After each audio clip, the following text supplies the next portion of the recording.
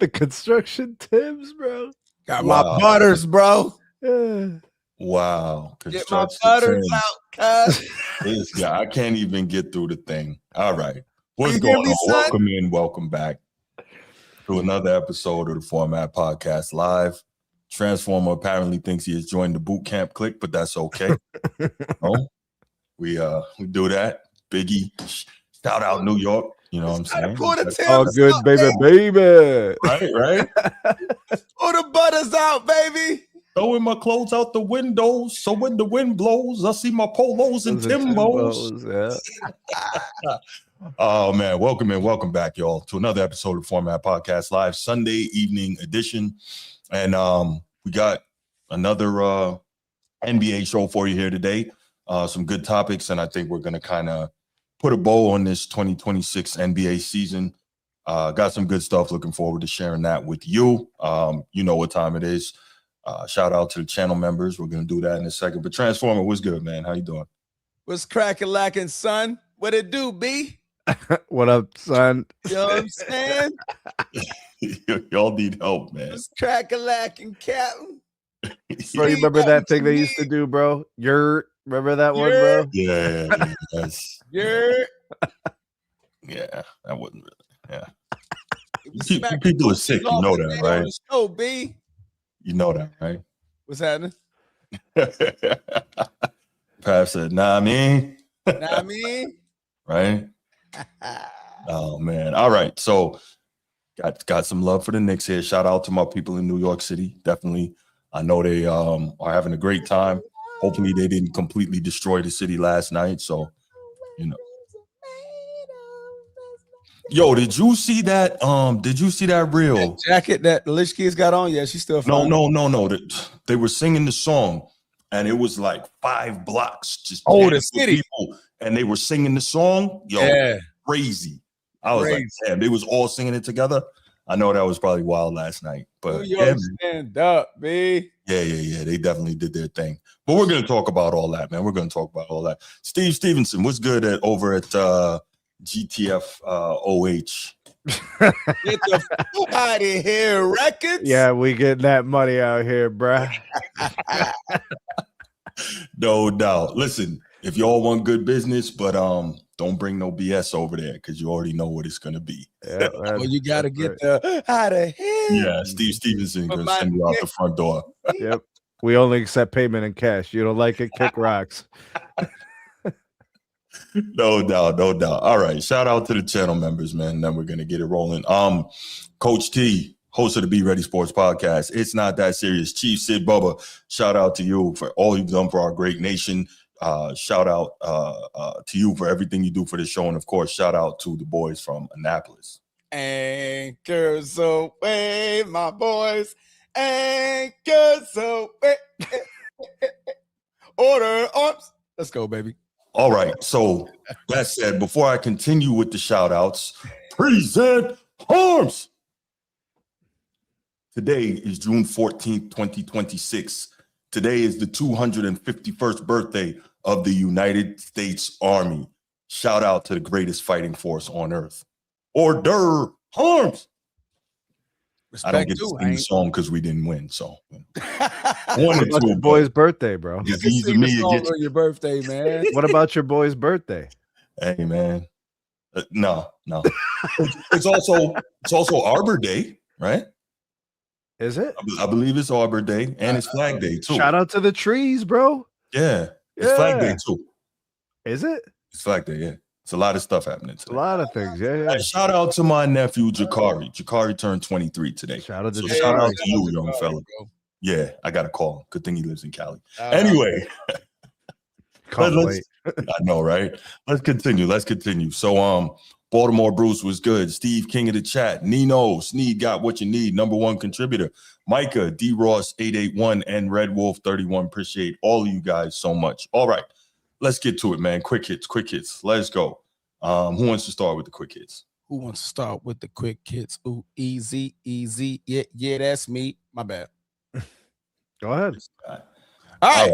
So let's start the thing off and let's go ahead and get the itch out the way because I gotta get the itch, man. So it's game time again with the show. We're going to start off with a quick one, just a very, very quick hit. We have the choice between the top 3 wide receivers or the bottom 3 wide receivers. So the top 3 from left to right, you're looking at Antonio Brown, DeAndre Hopkins, and AJ Green. And you're looking at Julio Green, Julio Jones.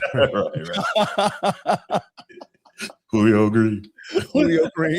Julio Jones. You're looking at Mr. 88 himself, Dez Bryant, and none other than OBJ. Now, the thing is, all of these guys are in their prime. Which list of receivers are you taking, the top row or the bottom row? You want to start, Sneed?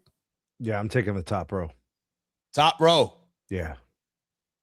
Easy. Bruce. So. Yeah. I'm taking the top row. I think it's a unanimous decision. The top row problem. You know what it is, Transformer? What's that? Dez is in the bottom 2 of the top of these 6, and Odell Beckham. I don't think he's better than any of the guys in the top 3.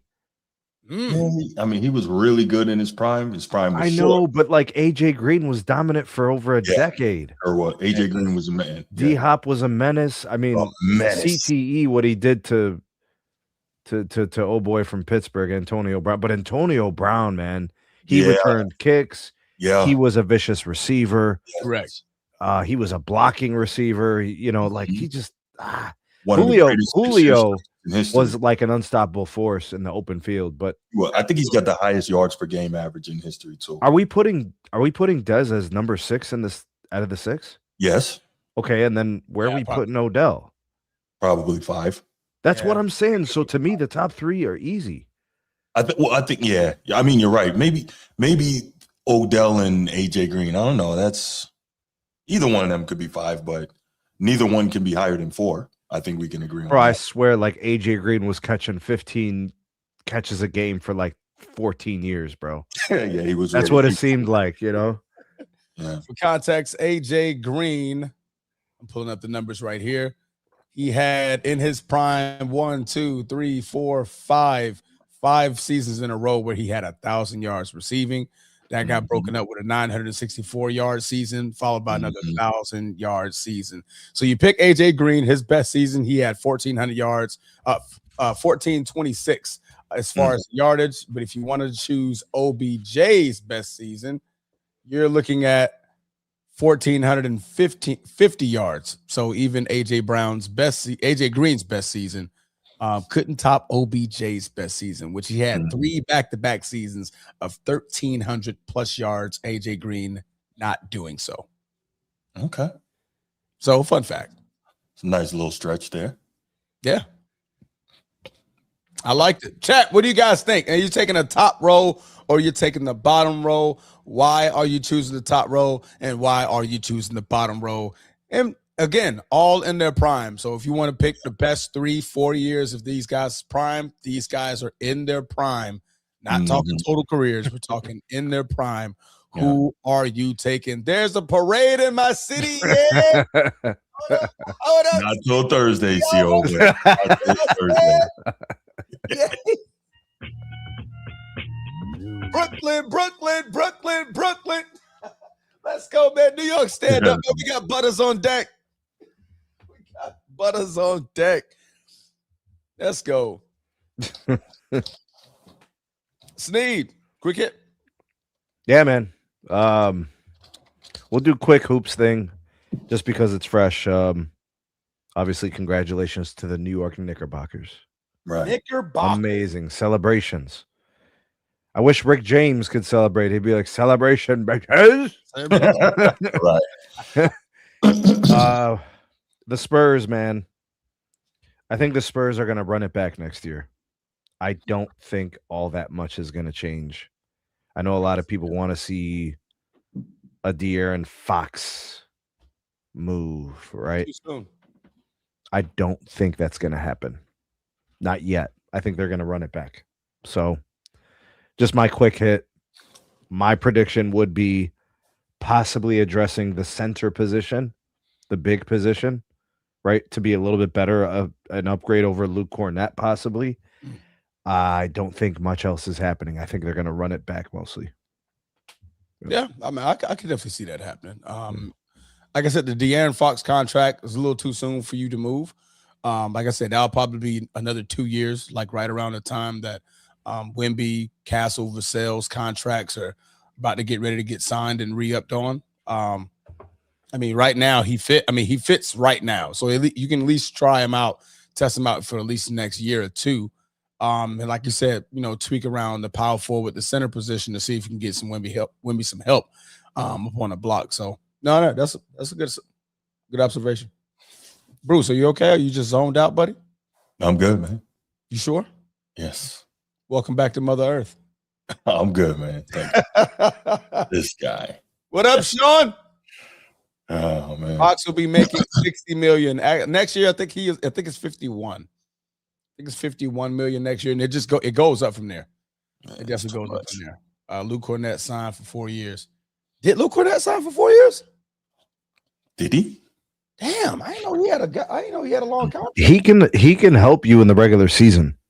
He could help you in most matchups. It's just I don't know how he helps you in a finals matchup. Apparently, that was a little bit too much of a tall task for him to do. So I don't know. Yeah, it's a 4-year, $40 million contract. I mean, but that's a movable contract. 4 years, $40 million. That's $10 million a year. That's a very, very easy contract to move in today's league. So Sure. yeah. Go ahead and get the GOAT defender of all time. Trade for Draymond. The greatest defender of all time.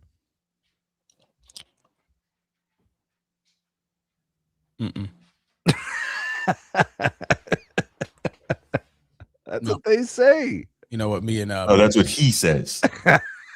They don't say that. No, they say Hall of Fame.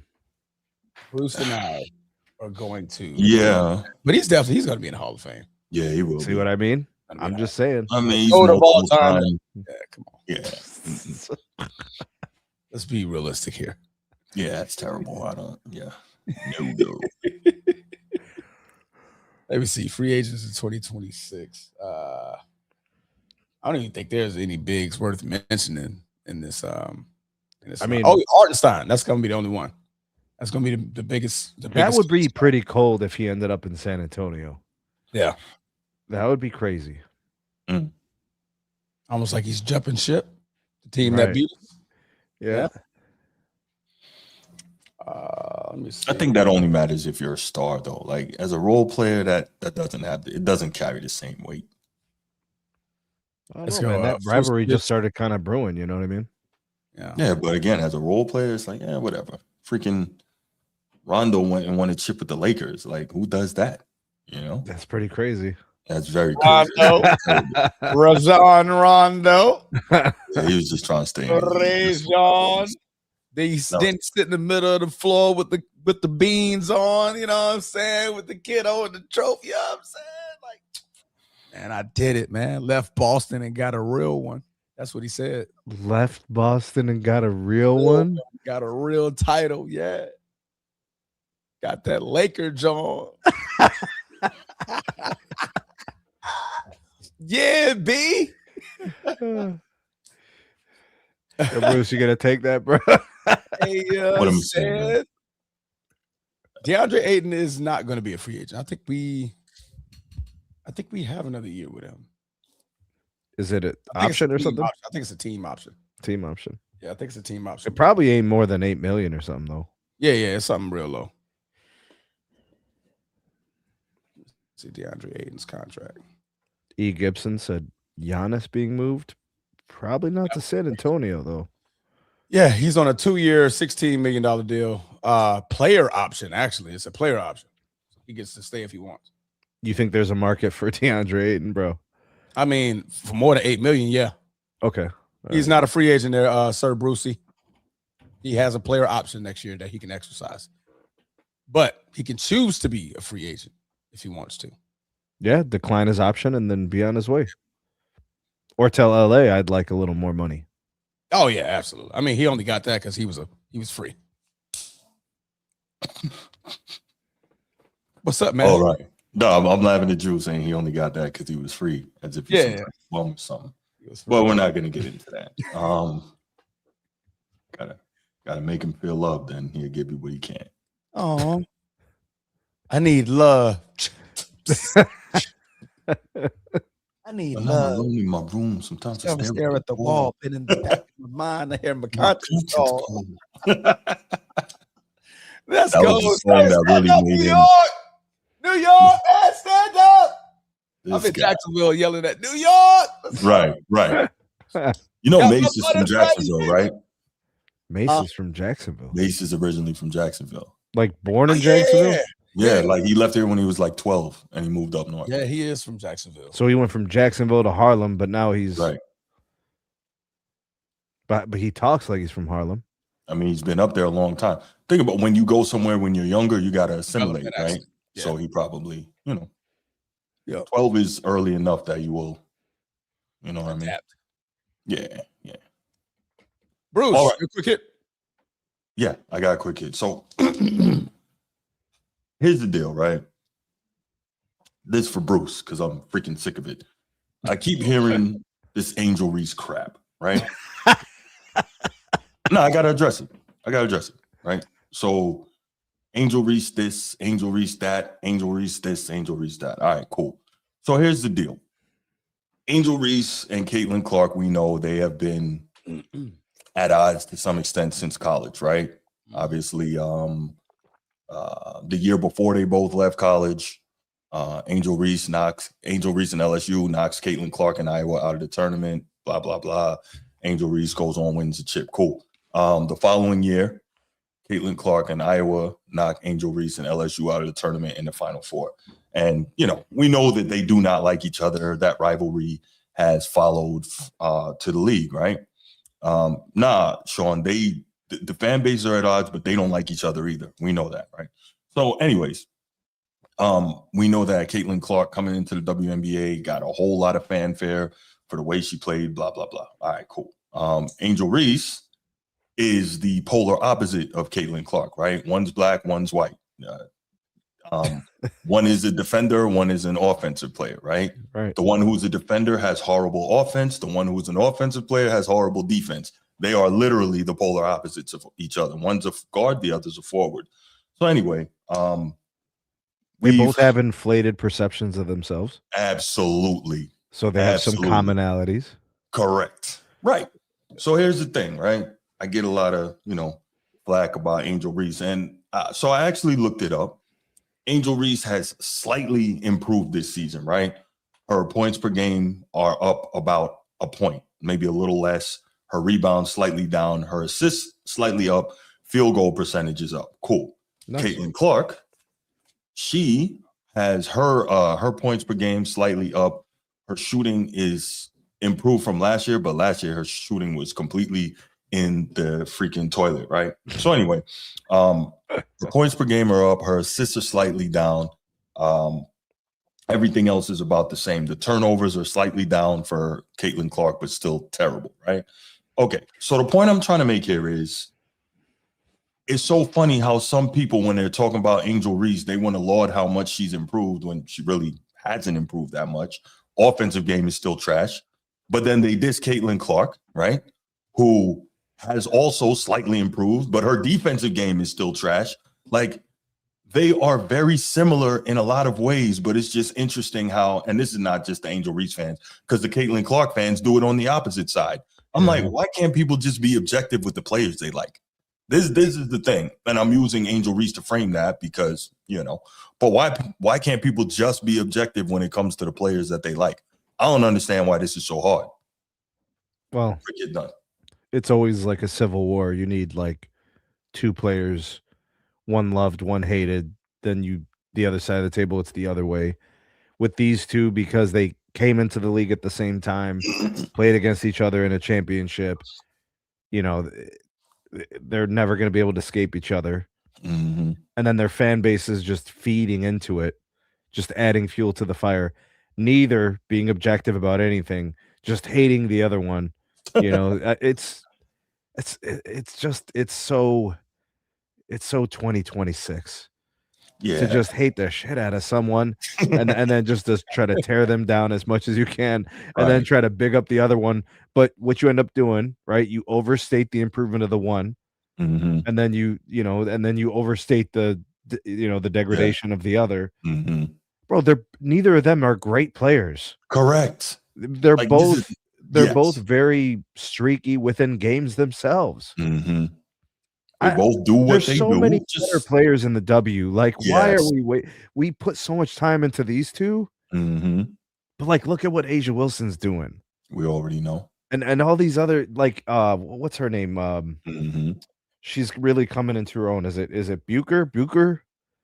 Paige Bucher. Oh, Paige Beckers. Yeah, man, nice player, bro. Olivia Miles is nasty. I don't watch enough. I heard she's really, really good, so I want to start watching. Really good. Yeah. Because I don't want to watch Caitlin Clark, and I don't want to watch Angel Reese. I want to start watching for these other players that people are saying are getting really good really fast. Right. What's her name? Olivia Mills is the point guard, right? Olivia Miles. Yeah, I hear good things about her. Yeah, she plays in Minnesota. Last night we missed a freaking. Obviously, we're watching the NBA Finals, so that's going to take precedence. But last night, at the same time, Kalia Copper had 41 and Kelsey Plum had 43. Absolute shootout. That was in the same game? Same game. That's never happened in the W before. Damn, we missed it. Yeah. So, I mean, I'm gonna be brief, brother. Here we go. Brother Bruce, how you feeling? First of all, how you feeling today, my brother? I'm feeling fine, man. Go ahead. Hey, man, don't you ever in your life disrespect Angel Reese like that, man. Okay, who disrespected Angel Reese and how? Tell me. Disrespect Angel Reese she like ain't that, no kid to you. Angel Reese, tell me. She playing way better. She playing way better this year, bro. Overall, bro. No, she's not. No, she's not. She is. She is. Brother. Okay, you know what? You're right. You're right. You got it. Right. She has improved significantly since the beginning of the season. She's getting better as the season goes. Real quick, I'm ready to get off. Okay, Sneed, if you can, you the stat guy. The past, let's say the past 6 games. So you just pull up real quick, like what her field goal percentage is. The past 6 games, what is our points and our turnovers? I mean, our points and our what's our field goal percentage and our points and our rebounds? Wait, you want to look at her past 6 games? I mean, the past 5. The past 5 games. I got you, Brucey. And that's 5 games. 44%, 44%, 44%, 41%, 50%. Turnovers, she's had 2, 4, 3, 6, 2. She's been in a lot of foul trouble. 3, 4, 3, 4, 5. And I mean, she scored 12 points, 11 points, 18 points, 17 points, and 25 points. 4 of those games, she had a double-double, which is her, her hallmark. She had 13 rebounds, 10 rebounds, and 2 back-to-back games with 17 rebounds. It's pretty impressive. Then she was short with a 25-9 game. 3 assists. I mean, she's, dishing out the ball. 5 assists, 3 assists, 0 assists, 4 assists, 3 assists. But if you take the turnovers away, then they kind of negate each other. That's what was wrong with the 5 games before those? Okay, I got you. That's cool. Let me say this, man. Hold on. Notice what he didn't ask for. He didn't ask for Caitlin Clark, right? It was Caitlin Clark. I mean, she's playing well. You see how we do, but you see, No. You would have ignored that if I didn't mention it. But it's okay, man. You like who you like, whatever. She's playing well, man. But you ain't got to talk about her game is trash. And you ain't got to do all that. No. I said her offensive game is trash. It is. Caitlin Clark's defensive game is trash. Same way I can say one, I can say the other. Like, why is it so hard for you? She is what she is on offense. She's going to give you between 10 and 15. She wants to shoot between 45, 50%. I mean, there's a post player. I mean, she's, I think, let's put it like this. Was our body language, like a couple moves she didn't hit. Like, she's playing better, bro. Over like falls the whole grand scheme of things. Okay, but why don't I hear you say the same thing about Caitlin Clark? Then why don't I hear you saying Caitlin Clark is playing better? Why don't I hear that? Because how can I say that? Exactly. But she's a defensive liability. Okay, Angel Reese is an offensive liability. She's a spoiled brat, brother. She's a flopper. But she's good at what she do. She's a great assist girl. She turns the ball over a hell of a lot. But she had like 30. Her, what's coming out like 34, The 35. same night Angel Reese had the 25, I think Caitlin Clark had 32. But funny, Right. I didn't get a meme from you from Instagram on that one. 32, 10, and 7, actually. You never know who got them on, brother. But Listen, the point I'm trying to make, Bruce, is not about going at Angel Reese. The point is be objective. The same way you go hard for one, do it for the other. Like, this is too easy. no, you don't be objective when it comes to injuries. You just don't like her. No, I don't like you always trying to freaking. But anyway, bro, we ain't gonna argue, Yeah, bro. I'm gonna make some knee pads for you. So There you go with that. I'm gonna make some knee pads. It's all Those good. would be too bad. Stop that No, knee those pad. would not.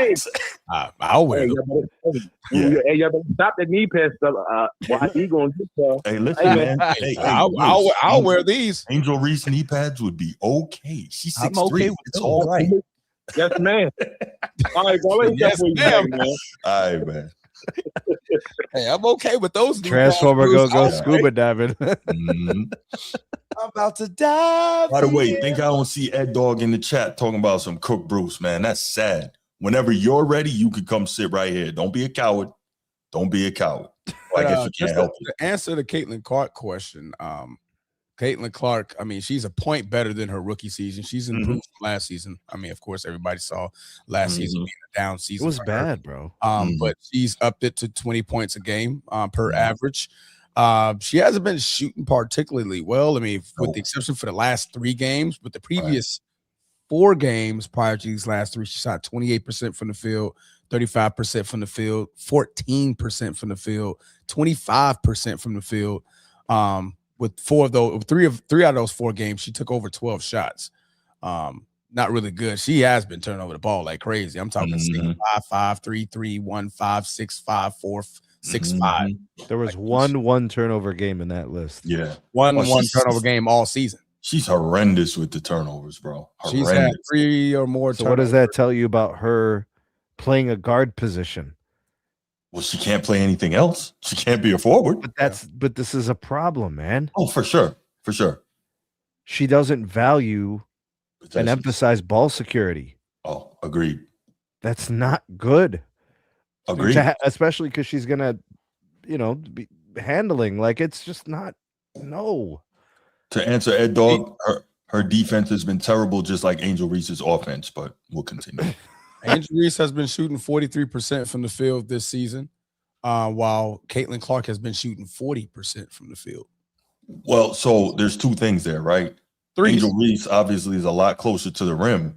And if you're shooting 43% that close to the rim, like that's not good. But it is what it is. I mean, Caitlin Clark has horrible shot selection as well. It's, my whole point is it's not that hard to be objective about a player. You see how easily I can be objective about both of these players? It's too easy. All right, let's go, man. This wasn't even supposed to be a topic, but people get on their feelings about it.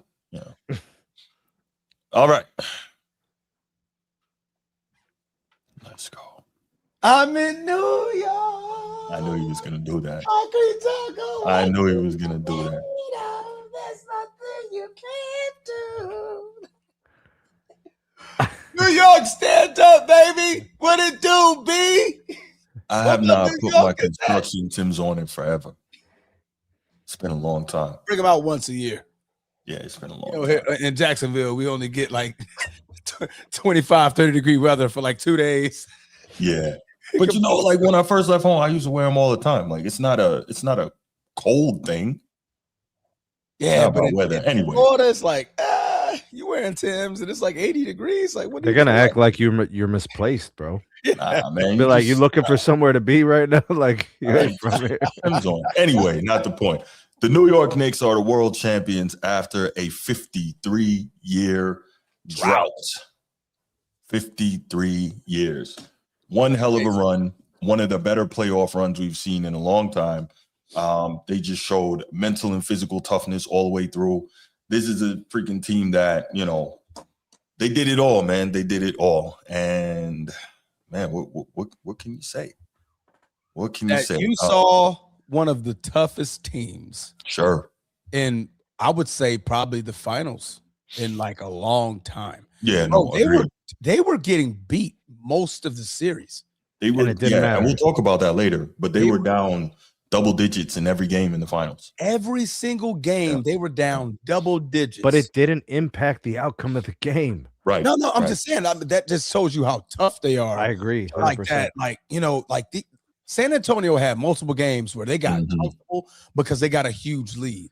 And the Knicks said, you must didn't see us last game. Would you characterize a transformer like it's almost like the Knicks needed to wear out the opponent? Yeah. That's what it seemed like, because in the second half, that's an interesting perspective. Because in the second half is where you saw separation the other way every time. It was never the Spurs coming back in the second half or extending the lead. It was always the other way. It was the Spurs, you know, flying out, jumping out to a crazy lead, and then just the Knicks wearing them out. Yeah. No doubt. Forcing, you know, of course, in the fourth quarter. I mean, Wemby was awful this entire series in the fourth quarter. Fox. Yeah. Like Fox Wemby. The general Spurs offense, the coaching, everything became high leverage in the fourth and the second half generally, and the Spurs just let down after letdown after letdown. And credit to the Knicks, but we have to acknowledge the Spurs wearing out. Sure, and we'll talk about it. Let's hear the call at the end of the game, because we didn't actually get to hear that, obviously, on the live watch. Let's hear that. Beautiful. Shut up. Comes Fox, 5 seconds remaining. Fox to Wemby. Wemby tries a three, puts it up, off the mark. Anunoby the rebound. It's over. It's over. Knicks fans, this is not a dream. Your long, long wait has ended. Go ahead and cry. After 53 years, the Knicks are finally NBA champions once again. That was crazy. I tell you, I can only imagine how wild that would have been had it happened in MSG. That would have been nuts. Unmute yourself, guys. That would have been crazy had it happened in the Garden. I don't even. Wemby's a bitch, bro. Oh, no. Whoa! I wouldn't go that far, but yes, I'm going to. That's interesting.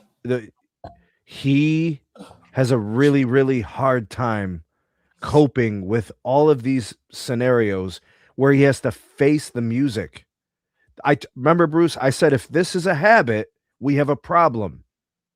He continues to let us down. He has a hard time facing the music. He has a hard time dealing with the media. He has a hard time coping in losses. He has a hard time admitting he's wrong. He has a hard time adjusting. He has a really, really hard time with a lot of things. That's interesting. Okay, so like he walked off, right? The respectful thing to do would be to go up to your opponent who went to your coach. True. You had your opportunity. You could have saw him personally because you knew he was going to win the MVP. Cooked your ass the whole damn time. Yeah. So you could have shook his hand, congratulated him, and left. I have a question for you, right? And I never thought about this until I heard Isaiah talk about it, right? Because everyone gets on Isaiah for walking off the court, right? And so he explained it. I think it was some level of revisionist history trying to explain it away. But he explained it that when they finally knocked off the Celtics walked off the court on them, allowed them to celebrate, then went and checked them in the locker room afterwards, said, hey, congrats, win it for the East. I don't know if that's what Isaiah said, but Isaiah says a lot of things, so it's iffy. The only thing I'm asking you, Sneed, is do you think what would you say if you heard that Wemby did, and I'm not saying he did, but if you heard that Wemby did it that way and allowed these guys to celebrate their championship? Fine. But his coach did it. Yeah, well, the coach just still happened to be standing there. Jalen walked. They walked towards each other. Okay. Listen, I'm not trying to make excuses here. I'm just saying you're on the floor with those guys anyways. Sure. They could quickly just dap and that was it. I don't know. Wemby was on the floor, bro. There were players on the floor. I don't know. I'm not. I think you're being. Maybe you're right. Maybe you're right, bro. Maybe I'm off. No. I'm not saying you're wrong. I'm just saying there might be another way to look at it. That's what I'm saying. Ed Dog, if you want to join, man, you come sit right here, man. I'm about to block you in the chat, bro. You ain't gotta do all that, bro. Nah, never that. Transformer, what are your thoughts on what Steve had to say, man? Yeah, I mean, it was just, man, 53 years. This guy. We were just battling, clawing, man. going through the Ewing era. Yeah. Era. I feel bad for him. I really do. We couldn't get Zion Williamson, man. We couldn't get any good trades, man. I mean, couldn't get Zion. I was about to say you don't want Zion. I mean, hindsight is 2020. He was a number one pick, you know what I mean? But that's right, I got you. We were missing out on a lot of great opportunities with free Lost agents. out on Jeremy Lin, You know what I'm saying? It's like, we got Becky Hammond, you know what I mean, saying that we can't do it. Word up. We can't do it with a short point guard as our leader, man. And he was resilient. Not only was he resilient, he's our MVP. He dropped 45 in the closeout game on the road. I mean, it's beautiful, man. And what did Wemby do? And what did Wemby do? Spike Lee had season tickets for 41 years. Spike Lee finally gets to hold up a trophy. Yeah. Now he gets to do the right thing, bro. Wow. Yes, he does. Day one, and then the day we won, bro. Holding it down, man. It's beautiful, bro. I can't. Let me put my Timberlands down. Hold on. My bad.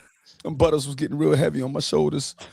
But no, man. It was about to get on some MOP, stomp somebody out later. Yep. Damn. Shout out Wu-Tang for delivering the message at halftime in game 4. That's right. That's right. Them boys came out there. Wu-Tang. They try and tell them. They tried. New York Knicks ain't nothing to F with.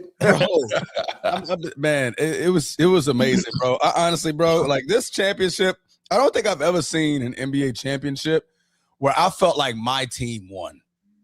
Like, this is how amazing. I think a lot of people felt that way. Yeah, this is how amazing this Knicks championship is. Just to see, them clawing from series to series, sweeping, Cleveland, sweeping Philly, and just dismantling the Spurs. Everybody actually wanted the Spurs to win. Huh? Who actually wanted the Spurs to win? I did. I picked them. No, you picked them, but did you actually want them to win? I didn't care who won. Either way, I thought it was good for the league. So yeah, I think more people on a personal level had a rooting interest in the Knicks. In the Knicks, man. You want to see it, man? San Antonio, they had a dynasty, but you had the Tim Duncan, Kawhi Leonard era. You know what I mean? I don't think so. On the strength of a lot of people do not like New York City outside of the tri-state. A lot of people hate New York. I don't know why. Really? But yeah, a lot of people hate New York. Absolutely. I F's with New York. A weird thing. Yeah. I F's with New York, for real. I mean, it smells bad there, but that's really all I got to say about it. Rats about the size of Bruce, but that's neither here nor there. Yeah. It's big rats. Master Splitter. Big rats, bro. But Master Splitter is around the corner, bro. Dude comes out of a sewer. He's like, scavenging for food. Donatello, D'Angelo, Leonardo. Leader. By the way, I got a question for y'all. And again, once again, shout out to the New York Knicks. Do we know that these NBA finals are the most watched final series since The Last Dance? Is anybody aware of that? Yeah, since '98. Yeah. Amazing that LeBron kind of helps when you have the Knicks in the finals. I'm just saying. I mean, from what I was told, LeBron is the only one that anyone cares about. So I just thought it was interesting that he. Who said that? That's a little disingenuous, Bruce. Who said that? That's actually disingenuous. We all know that the world has been waiting for the Knicks for 53 years. And the Wemby factor, right, Transformer? And the Wemby factor. That's disingenuous. That is extremely disingenuous. It's not. Hey, Eddie, you got the right to call that man disingenuous now, because that was not by far a huge hard would reach. you look at that? That's a hard reach. 2016, 32 Game million. 7. What's that mean? Game 7. That was Game 7. Oh yeah. That was a very but what I'm saying is, on average, this series is the best ratings in the NBA Finals since 1998. So on a per game basis. Yeah. I mean, every game was close. Yeah. Biggest Game 3 audience since 1998. I mean, almost every game had an epic choke. Yeah, most watched Game 4 since 1998. And we don't even have the numbers yet for freaking Game 5. That probably was insane. Blow out the water. We'll probably get that on Tuesday. So, I mean, I was just saying, Yeah, This is not a LeBron topic. But again, I mean, you got the reverse knee pads on, bro. That's crazy. That's The not reverse reverse knee pads. That's just pads. me.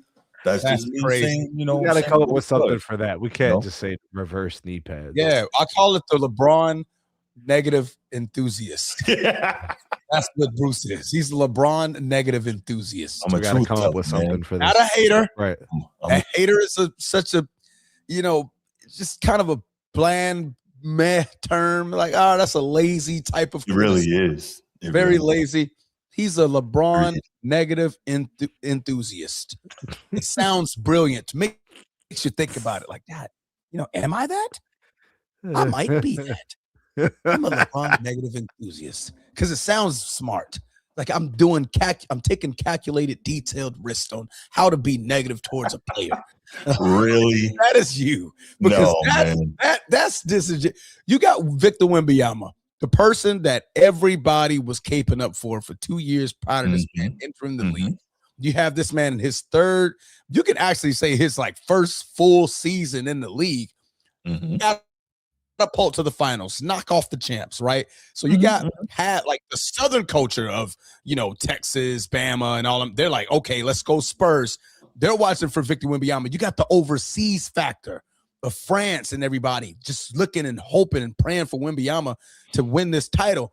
And then you got the biggest you say this all the time. That's the biggest media market in the world is in New York City. And you have them with a legit chance of winning the finals, let alone they haven't made it since 99. 99 against the same team, by the way, right? Against the same team. And yet, you talking about LeBron Raymond James Sr.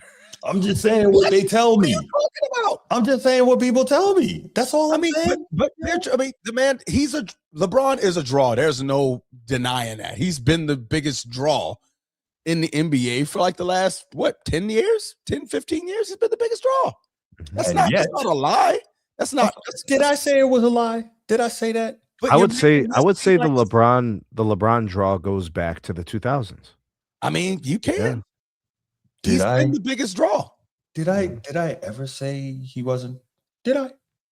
Yeah, but what did I? The whole fine?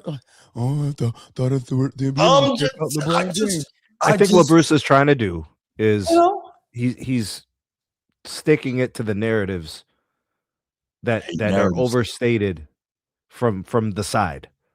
The side. It's not about LeBron. It's about the side. I told you about the Civil War, bro. We talked about this. Yeah, Captain America, Iron Man. You're right. There's Civil War happening, and the side that Bruce is opposing, it's not LeBron. It's the side. There you go. The side, Sneed. Yeah. Anyway, come on, bro. It was the middle of the series, and he was talking about Mike Brown winning a chip and destroying all that. We knew it was coming when this is all going to happen. We knew what Bruce was going to do. It was crazy. That was a crazy comment, Sneed. I was still flabbergasted. Was that game 2? That was definitely game 2. Yeah, definitely game 2. Game 2. Oh well, the prophecy, Bruce, with the prophecy, bro. What? Yeah. Wait a minute. So, come on, man. Young Disciple said, "Did any game reach 32 million?" Well, no, not 1 through 4, and we don't have the ratings for 5 yet. But what was? I don't understand how 1. 4 was 21 million.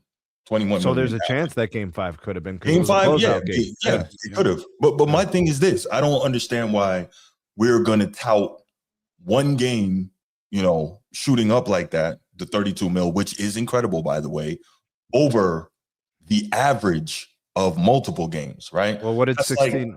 That's like I play 10 games in the league. I score 30 in one game, and the rest of them are like whatever. What numbers do you have in front of you, Bruce? The Knicks 1 I've through 4? got 16.9 mil in game 1, approximate. 16.4 in game 2, 23.8 in game 3, and 20.9 in game 4. So there is okay, I got you. All right. So what about the 2016 numbers?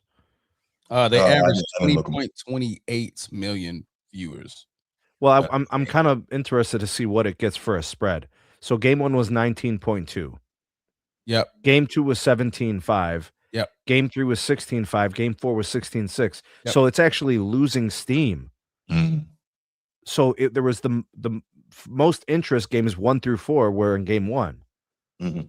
Okay, so this Knicks and Spurs series, the interest peaked with each game. Mhm. Yep. So they were moving different trends. Well, you know. But then the interest peaked back up in game 5, 6, and 7. Well, we don't have a game 5, 6, or a game 6 and 7 to compare, so we're how to Right. look at game 5.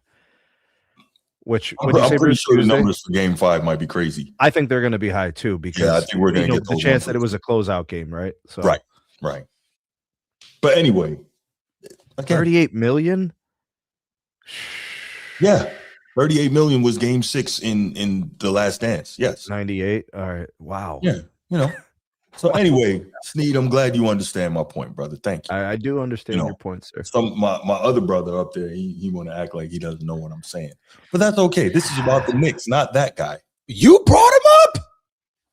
I just mentioned something, and y'all try to take it into a topic. I just mentioned I made one statement. World champion Knicks. Okay. World Thank you, champion sir. Knicks. Shout out to Jalen Brunson, man. I mean, what we a game, will talk bro. about in topic number 3. Oh, we are. Oh, Yeah. we are. We're talking about Yeah, Brunson. yeah. Yeah. I Mhm. was, more. But still, he carried him. Yeah.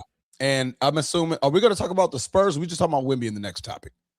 Because Wemby. the Spurs. Okay. I mean, well, the Spurs are going to get tied in, but specifically Wemby, I think that's Okay. So we'll just keep it about the Knicks. Keep it Sure. about the New York Knickerbockers. yeah, man. Okay. Yeah.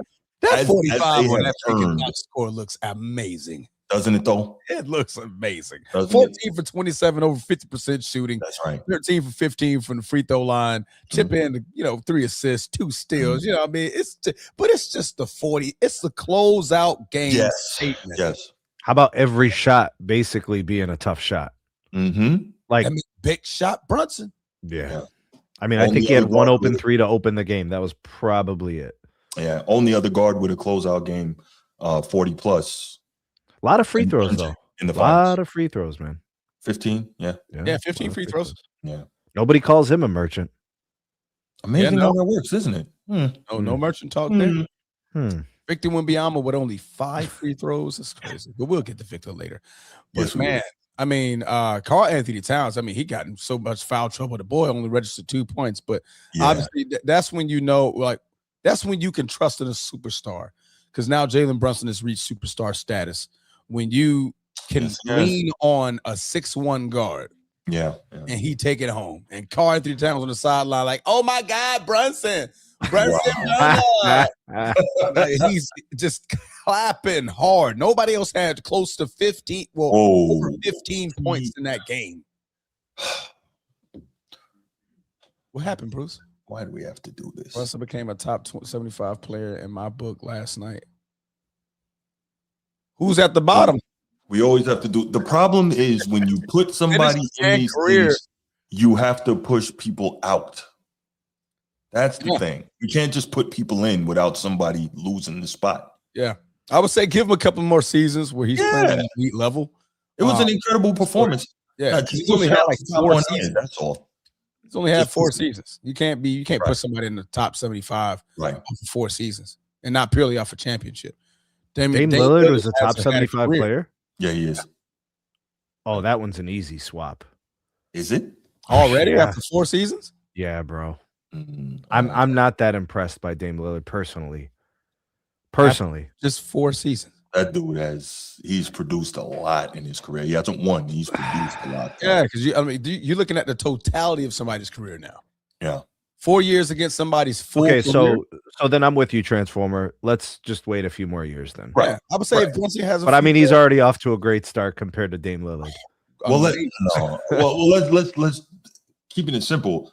Instead of that, man, just push out to top 100. That way, you don't have to do the uncomfortable business of pulling somebody out to replace them. Yeah. And no, You not just push Reggie out Miller. to top 100.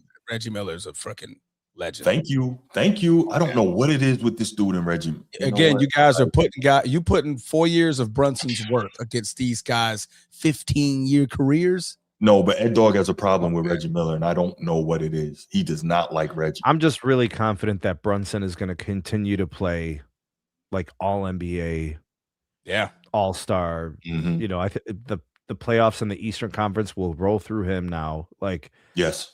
so I don't see much of that changing for the next half a decade or whatever. Yeah, I'm just saying, like, let it happen. Yeah, I'm with you. we have I'm those with you. That's fair. Yeah. That's fair. Yeah, Reggie Miller was crazy. Mm-hmm.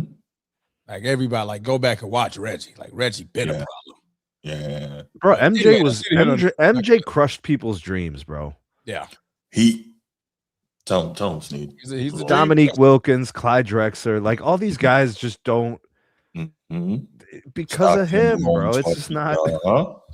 Patrick Ewing. It's a lot of all-timers. Yeah.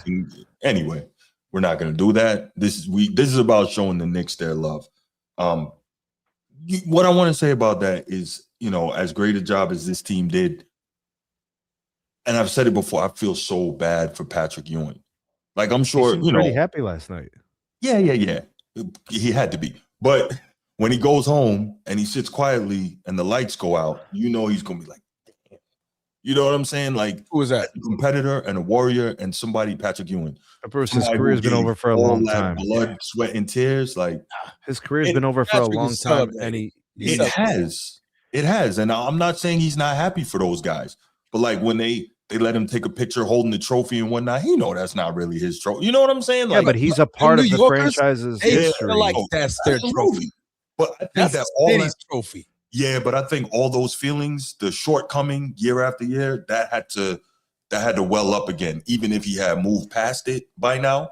As you said, you know, he's been retired, 22 years, 23 years now, right? Yeah. So I think that I see what's going on. No. Over, like, when you think about it like that, I think about it like this. You know what I mean? Like, after, you know, you graduate in high school and your team makes it to the semifinals, right? In the state championship. Right. And then the next year, the following that you graduate, but the next senior group, they actually win the whole thing. Right. You feel like you won it, bro. I'm celebrating, like, yo, hey man, great job. I don't go home feeling bad. I'm like feeling bad about I had my time. I did what I could, and I played at the best of my ability, and that's what I'm okay with.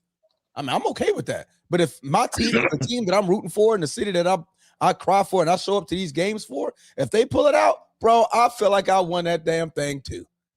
I'm like, hey, bro, good job, man. You brought that one home for us.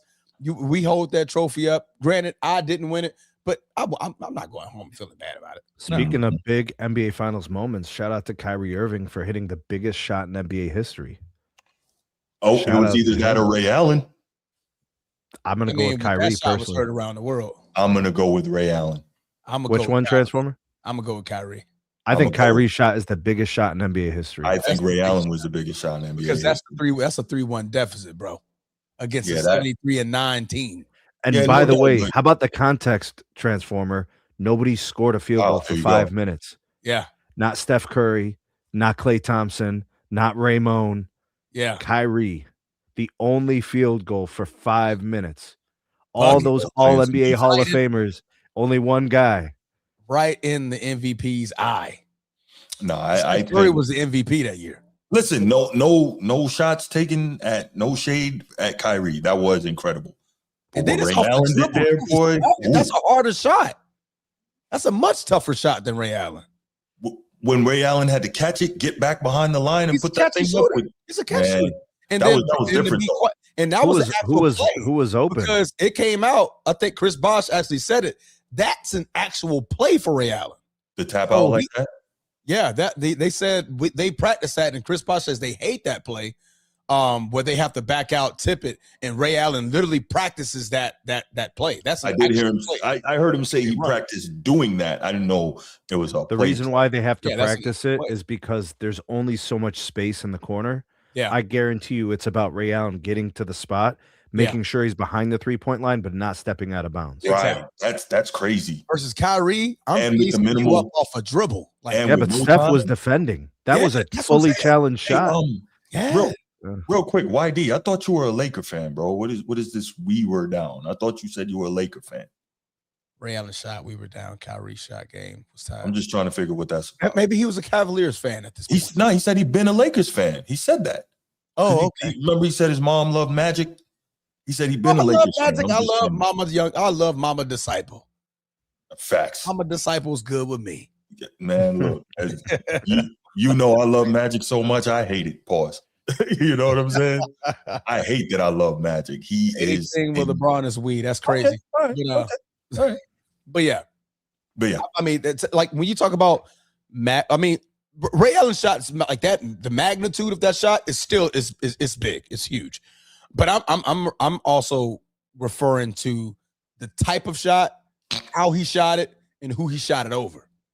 That's the and then like that's game 7. Like that's the sure. ending shot. That but, ended the series. But there Ray was Allen shot propelled the series. But there was still time left, and if Ray Allen, so like Whitey said, if Kyrie misses, right, they can still win. Ray Allen misses, and this is what I talk about all the time. Ray Allen misses, the series is over. Remember, they had already roped the court off Transformer. I mean, they already had the trophy sitting right there in the tunnel. Yeah. Ray Allen misses that shot, the series is over. So like it's still not quite this. And again, incredible shot by Kyrie, right? It's game 7. Incredible. Yeah, but there was still was nowhere else to go. Wasn't there like a minute left in the game? But nobody scored for 5 minutes. No, I get it, but there was still time. And chances are, in fairness, LeBron probably would have found a way to get that last. He just missed everything. They were all missing. But you're Sports Illustrated. Nobody could score. One guy could score. What? I'm not trying to take away from Kyrie. I'm just saying, if you ask me, it's Ray Allen, the ultimate savior. Bruce, did you used to play back in the day? But did you ever play pickup basketball? Of course, I played pickup basketball. Okay, when you played, let's say you've been running right, and it's been tied, and nobody could score, and then someone finally hits the shot. That's the game winner. What does it matter if it was down 1, tied, down 2, 3, whatever? Because nobody could score. The game was decided on the shot. But the pressure is different on a tie versus on being down. You know that. If you miss, and let's say if you miss and nobody else scores, the game can go into OT. Everybody was missing. But you're missing the point of what I'm saying about the pressure of the situation. In a tie situation, let's take. If there's no pressure, then why couldn't anybody score for 5 minutes? Hold on. You don't want. No, hold on. We're taking the. How do we get? This is supposed to be the Knicks, man. We're supposed to be giving New York. Because I'm putting Brunson. Save this topic. I'm putting Brunson into Kyrie territory. Big shots. Like Kyrie. Shots like Kyrie. He's like Kyrie. So, okay. But to your argument, right? You say Kyrie did this in game 7, right? So if Kyrie doesn't do this, theoretically, right? Because it's game 7, there's no more games to play. Let's say Brunson doesn't come through like he did last night, and boy, did he come through. There's still theoretically 2 more games to play in the series. Wemby couldn't score. De'Aaron Fox couldn't score. Cat couldn't score. Blah, blah, blah. I just keep naming people who couldn't do shit last night. Brunson did it all. I'm not saying I'm with you. We were watching the game, remember? Same situation. Kyrie Irving in 2016. LeBron, the best player of all time, couldn't score. Kevin Love couldn't score. Steph Curry, the greatest point guard of all time, couldn't score. Klay Thompson, the second greatest scorer of all time, couldn't score. Nobody could do anything for 5 minutes. I got Hall of Famers everywhere, and Kyrie hits the only shot out of the whole game for 5 minutes. But the point is, we don't know, even if he had missed, what happens in the next minute of that game. But we do know that he hit the shot when nobody else could. That's what we do know. Let's go back to the Knicks. All right. I respect the shooter. Okay, Kendrick Lamar. Everybody go respect the shooter. Sound like Uncle right. Murder. Respect the shooter. Anyway, back to the Knicks, man. Amazing, man. It's interesting. Amazing. Brunson is great. I hate I hate the current sports the sports world, the world of sports discourse that we live in, that as soon as somebody does something, it like automatically vaults them into certain positions. Like, is he great? Yes. Yes. But now we got great finals performance. He's automatically top 75. No, all-time great finals performance. Yes. Oh, absolutely. We can all agree. Okay. 30 plus in every game. Well, 30 plus in every game except game 2. Mm-hmm. Yeah. I mean, he showed up. I mean, I felt like he had that Becky comment in the back of his brain. I'm sure he did. I'm sure he did. Like, and didn't make it so bad. He even shot some of them shots on the reigning defensive player of the year. He's like, nah, I'm gonna put it in his eye too. He hit a 3. He had a couple layups. Exactly. Yeah. Mm-hmm. I saw one time where Wemby didn't even jump. Just put the little floater right over. Wemby didn't even bother. I think that's the exhaustion talking. Brunson's contact. Some people belong and some people don't. You're right. You're right. No argument here. Pressure bust. Get pipe. better. And Get better. That man can handle pressure. Yes. Of course, we all know Brunson burner was lit. Yes. I got it. Cat, you in foul trouble? Oh my God. You in foul trouble? Yeah. Got it. Yeah. No, that's on their neck. Yeah. And really, to that point, he wasn't getting much from the rest of it. OG Anunoby had a bad game. Like, Cat had a bad game. He wasn't Landry Shamet, bad game. He wasn't getting much from anywhere else. He said, hold my beer. Hold my beer. Mikal Bridges, 14 points. That was the second highest scorer behind his 45. Right. The second highest scorer. Mm-hmm. I mean, 5 for 10. I mean, he shot pretty efficient. Josh Hart chipped in 13, 11. That man is such a hustle box. Hustle box galore. For sure. Cat was only able to play 23 minutes. Mm-hmm. I mean, only registering 2 points. Of course, he had that, foul trouble. He ended up fouling out of that game. OG Anunoby decided to have a cold game in game 5 in the closeout game, but without him, they're not even there. So I'm not even going to give him slack for that. But this was the game where your superstar show why he's him. Becky, hold that. He said, Becky, hold that. Mm-hmm. Hold that trophy. This is the same one you said, it's only Steph Curry is the only one that was able to do this. Like, not mentioning Isaiah Thomas, but, Steph Curry's the only one. I want you to put that next to Steph Curry's. Yeah. I mean, like you said, he did do it. I don't know what it is with Nino and Clyde the Glide. He has a real problem with, that Nino is always taking shots at Clyde the Glide. I don't know why that is. Oh, because of his finals matchup against the Bulls? I have no idea. Maybe. But I don't even think Clyde played as bad as De'Aaron Fox. Right. I think he averaged like 25 in those finals. I'd say he was giving Jordan that work in some games. Yeah. Fox gave nobody no work, no games. Unfortunately. Gave no work. Man went ghost.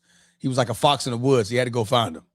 Yeah, he averaged 25 in the 92 finals. I think the bigger problem is, of course, what Michael did overshadows so many other guys. That's testament to Mike, not degradation of the others. Yeah. Anyway, he's the top 5 point guard in the NBA right now, indubitably. Yes, absolutely, 110%. Yeah, it's not even. I mean, you got shot with Shea. Shea will be your first. I forget. Luka's technically a point guard, ain't he? Yeah, we count him as a freaking point guard, so he counts. Give me another one. That's about it. As far Detroit, Cade Cunningham. Yeah, Detroit. Yeah. Cade Cunningham. He's the man. Donovan Mitchell is a shooting guard. Trae Young. Trae Young, he's a point guard. He's a point guard. I'll definitely put Brunson over him, though. I can agree with that. I'll put Brunson. So that's only 3 that I can name so far. Yeah. So Luka, Steph is a shooting guard. Yeah. Yeah. Well, but they label him a point. Yeah, they do. That's why these fools are talking about he's the second best point guard of all time. Well, that makes sense. All right, so it does not make sense. He is not the second best. I'm just saying, as far if you want to be technical, I got you. How they got it, you know what I mean? Okay. So Steph, Luka, SGA, Cade, and Brunson. That would be your top 5. Talking current point guards right now. No. I got you, YD. I'm just saying I don't I don't see him. Nobody considers Steph a point guard. Like that's what I'm saying. He's like a tweener. He's an off He's a guard. masquerader. Yeah. Yeah. He's a point guard.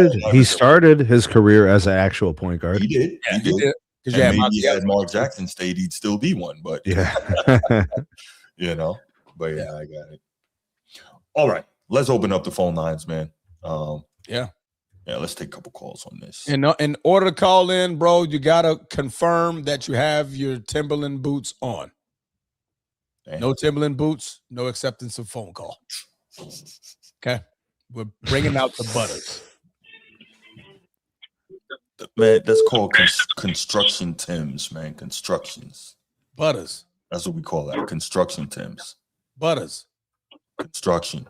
That's what called butters. VC from Georgia. What up, man? How you doing? VC. What up? Actually, I got 2 pairs of Tims with me right now, man. All right. I think I made the cut to call up to the show, man. All good, brother. You made the cut. Hey, man, shout out to the New York Knicks, man. My dad, when he was alive, he lived in New York with Jordan in my life, so that's what's up. You know what I'm saying? On some sentimental thing, man. I'm really proud of that team, seeing what they did, man. Yeah. I know my father-in-law was going crazy last night. Yeah, man. This dude, I know it's pandemonium over there, man. I hope I can get over there at some point before the year ends. But dog, man, the New York Knicks, bro. I'll be honest with you. I did think whoever won the Western Conference Finals was going to be the NBA champion, but looking at those Spurs, man, they ain't ready, man. They were not ready. Chet Holmgren, that was their championship. Beating Chet Holmgren, that was beating Chet Holmgren championship, man. And then, I got an interesting thought on that too on the next topic. Go ahead, BC. Then this dude, man, Jalen Brunson, man. I mean, just went out there and performed every game. Maybe like game 2, he did all right, but, just came up, he did what big players do. He did what number ones, what a superstar is supposed to do anytime that you on these stages. So you got to tip your hat off to these guys, man. Mm-hmm. For the Spurs, I've been talking with people saying, this is a good learning experience for them, but at the end of the day, man, you still going to have to see OKC. Yep. And I'm a Shea fan, so I really hope these dudes are taking notes, man, and they not letting that happen again, because, man, we got robbed of a Thunder versus Knicks series. I'm going to be honest with you, man. Yeah. No, for sure. But, all right. But now, before I go, though, y'all seen this video with Wemby telling the I'm going to talk to y'all never? Yeah, I saw that. Yeah. Okay. I don't know what that was. Bro, I'm telling you, Bruce. I got thoughts on Wemby. Wemby got some coping issues, bro. I got sounds from the post game. We'll talk. He doing it for the cameras, man. we'll talk about it next topic, VC. You can call back and tell me what you think about what we got to say about it. All right, but I'll definitely do that, man. Good show so far, man. All right, brother. So far, man. Appreciate you, man. All right. Thank you so much for the call. Yes, sir. All right. Who do we miss a call from? All right, well, Nino, what's good? Nino, what's good, man? What's up, Bruce? Maintaining. What's up, Sneed? What up, Nino? I'm calling in on the point I made last week, and I think we gotta say it again. I think people glossing over this. Okay. Jalen Brunson, shout out to the Knicks. They did their thing. He is the mayor of New York. He is the number 1 basketball, the number 1 Knicks. Why you say that? For what reason? What is everybody missing? The man left $100 million that was huge on the table because he understood the assignment. He understood the players he wanted over there, what it was going to take to get them, and what he had to do, what needed to be done. If he takes $200 million, what OG there is Bridges there? Who missing? There's no Josh Hart. There's possibly no OG. There's no Josh Hart. Did Josh Hart play big in the finals? Yeah, absolutely. Yeah. Did OG play big? They not there. They got a it's an old man who I think is the best player in LA. Transform's been saying for years he needs to take a lead. He ain't taking no money. Right. Melo Anthony never took no pay cut. Melo ain't taking no pay cut. No, ain't taking no pay cut. Real trenches. These trenches we understand it. So I can't tell a man to take $100 million. I can't tell him to take $100 million. But the fact that he did in order to try to win a championship. But now that $100 million, he's set for life in New York City, bro. Right. I was about to say that money is coming right back. Yeah, he's coming right back to him. Yes. Yeah. You gotta give it. You gotta give it. Yeah. And quick side note, Nino, to that point, man. That's why I've been saying, and you guys have heard me say it, I never understood why, superstars who were free agents didn't go to the Knicks, because I don't think they truly understood what it would mean to their career and their legacies if they were the one to bring that championship back and end that. Is everybody built to handle dysfunction, though? They also had a lot of dysfunction in that front office. Is everybody built to handle New York expectations? If you're a superstar, go do it, man. Do you think everybody's has the temperament for the New York media? No, but if you're a superstar, go get it. Go do it. You and Sneed from up that way. I'm from Mississippi, but I've been working in the Northeast and on the East Coast for about the last 7 years. I begged them to send me home. It's cold up there. Listen, man. That's why they got coats, hats, and gloves, No, that's some different stuff, y'all. But what is Brunson from? Brunson, I think he's from New York, but I think he grew up in Chicago too. See, all that play a part in the fate. And Brunson, he probably got real New York ties from the being around there and stuff. Oh yeah, so he doing it for the real love and the win. His legacy, to me, a man taking $100 million less, I gotta give it to him. That's all I want to put that. People might be missing that because you can go to every team. Either they had to call a superstar or somebody will get screwed on the money. Or like the OKC, they call them early and they don't figure it out. But it's gonna be something going on right there. They gonna have to make some decisions. No doubt. The Spurs gonna have to make some decisions. So shout out to Brunson, guys. No doubt. Hey, before you go, Nino, man, what is it with you and Clyde the Glide, man? What's that about? Okay, this my Clyde. Clyde ain't as bad as I make him out to be. But when I heard about him and I read, I was reading, I was expecting to see MJ, Kobe, LeBron type of deal. Now he had some stuff, but when I'm saying it, it's like the expectations didn't hit. It didn't reach me. Good player. He helped the Rockets win that championship. He played good. He played better good than play. Devin Booker. Devin Booker good. Yeah. Okay, and Clyde Drexler was better than Devin Booker. Correct. Yeah, they could. They good. They good players. But they don't say that's Devin Booker. You saying Devin Booker, but when I was watching the old shows and they was actually juicing Clyde up. I didn't know if it was before he played Jordan or what, but it was supposed to be a big thing. And I'm like, yeah. I can't. But he ain't got him though, Bruce. I was trolling with De'Aaron Fox. I knew you was gonna kiss that. No doubt. De'Aaron Fox, he need to get some money back. Hey, guys. Right. Appreciate the call, Dino. Thank you, brother. Unfortunately, that's not how it works. Bruce, call back in. We'll take your call and then we'll go to the next topic. Bruce only. Want to make sure we get that. Come on, Baltimore. Let's go.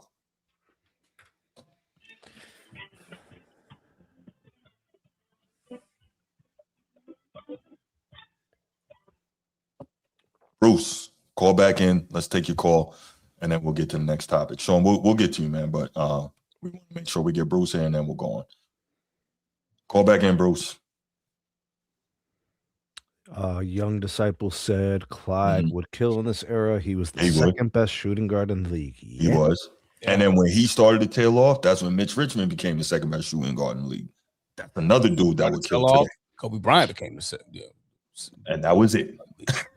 For a while. That's for a while at that point. Yes. You know, Kobe was actually a small forward his first 2 years in the league. Yeah. He was a swing man. What up, Del Bruce? Harris really didn't know what the hell was going on, bro. He was at the two. I was genuinely happy for the Knicks last night, though, brother. When When you talk about Wemby, I'm gonna lay him out about some things that I truly didn't like what I saw. In Hold on, save it for the next topic. Save it. Knicks world champs, bro. Oh, okay. Hey, listen. I know I'm staying on topic. Thank you. OG Anunoby. What you say, Sneak? Let me. So I ain't gonna go. I ain't gonna say. Sneak. I heard the little fly remark you just made, but OG Anunoby is something special. They most definitely need to lock him up. You talk about the Knicks team going into next year in this championship. I remember when the Knicks first got OG and Stephen A. Smith, mouth almighty, on ESPN talking about, that's a bad trade and all this stuff. They talk about Brunson wasn't going to do nothing. All the ESPN guys. I went back and watched. All of them didn't like that move from Brunson to New York. And I didn't like it either. A lot of people didn't like it. A lot of people didn't foresee this. No. Let me say this. Shout out to the ownership. They made those shrewd moves. They had a vision, obviously, and it came to fruition. It took 2 or 3 years, but it happened. Moving Randall, moving Chinko, giving up all those picks for what's the kid name? Mikal Bridges. Mikal Bridges, giving up all those picks for him. Man, listen, hey, it came to fruition. It worked. Shout out to the ownership and the general manager, whoever made the moves up there. Leon Rose. Brunson.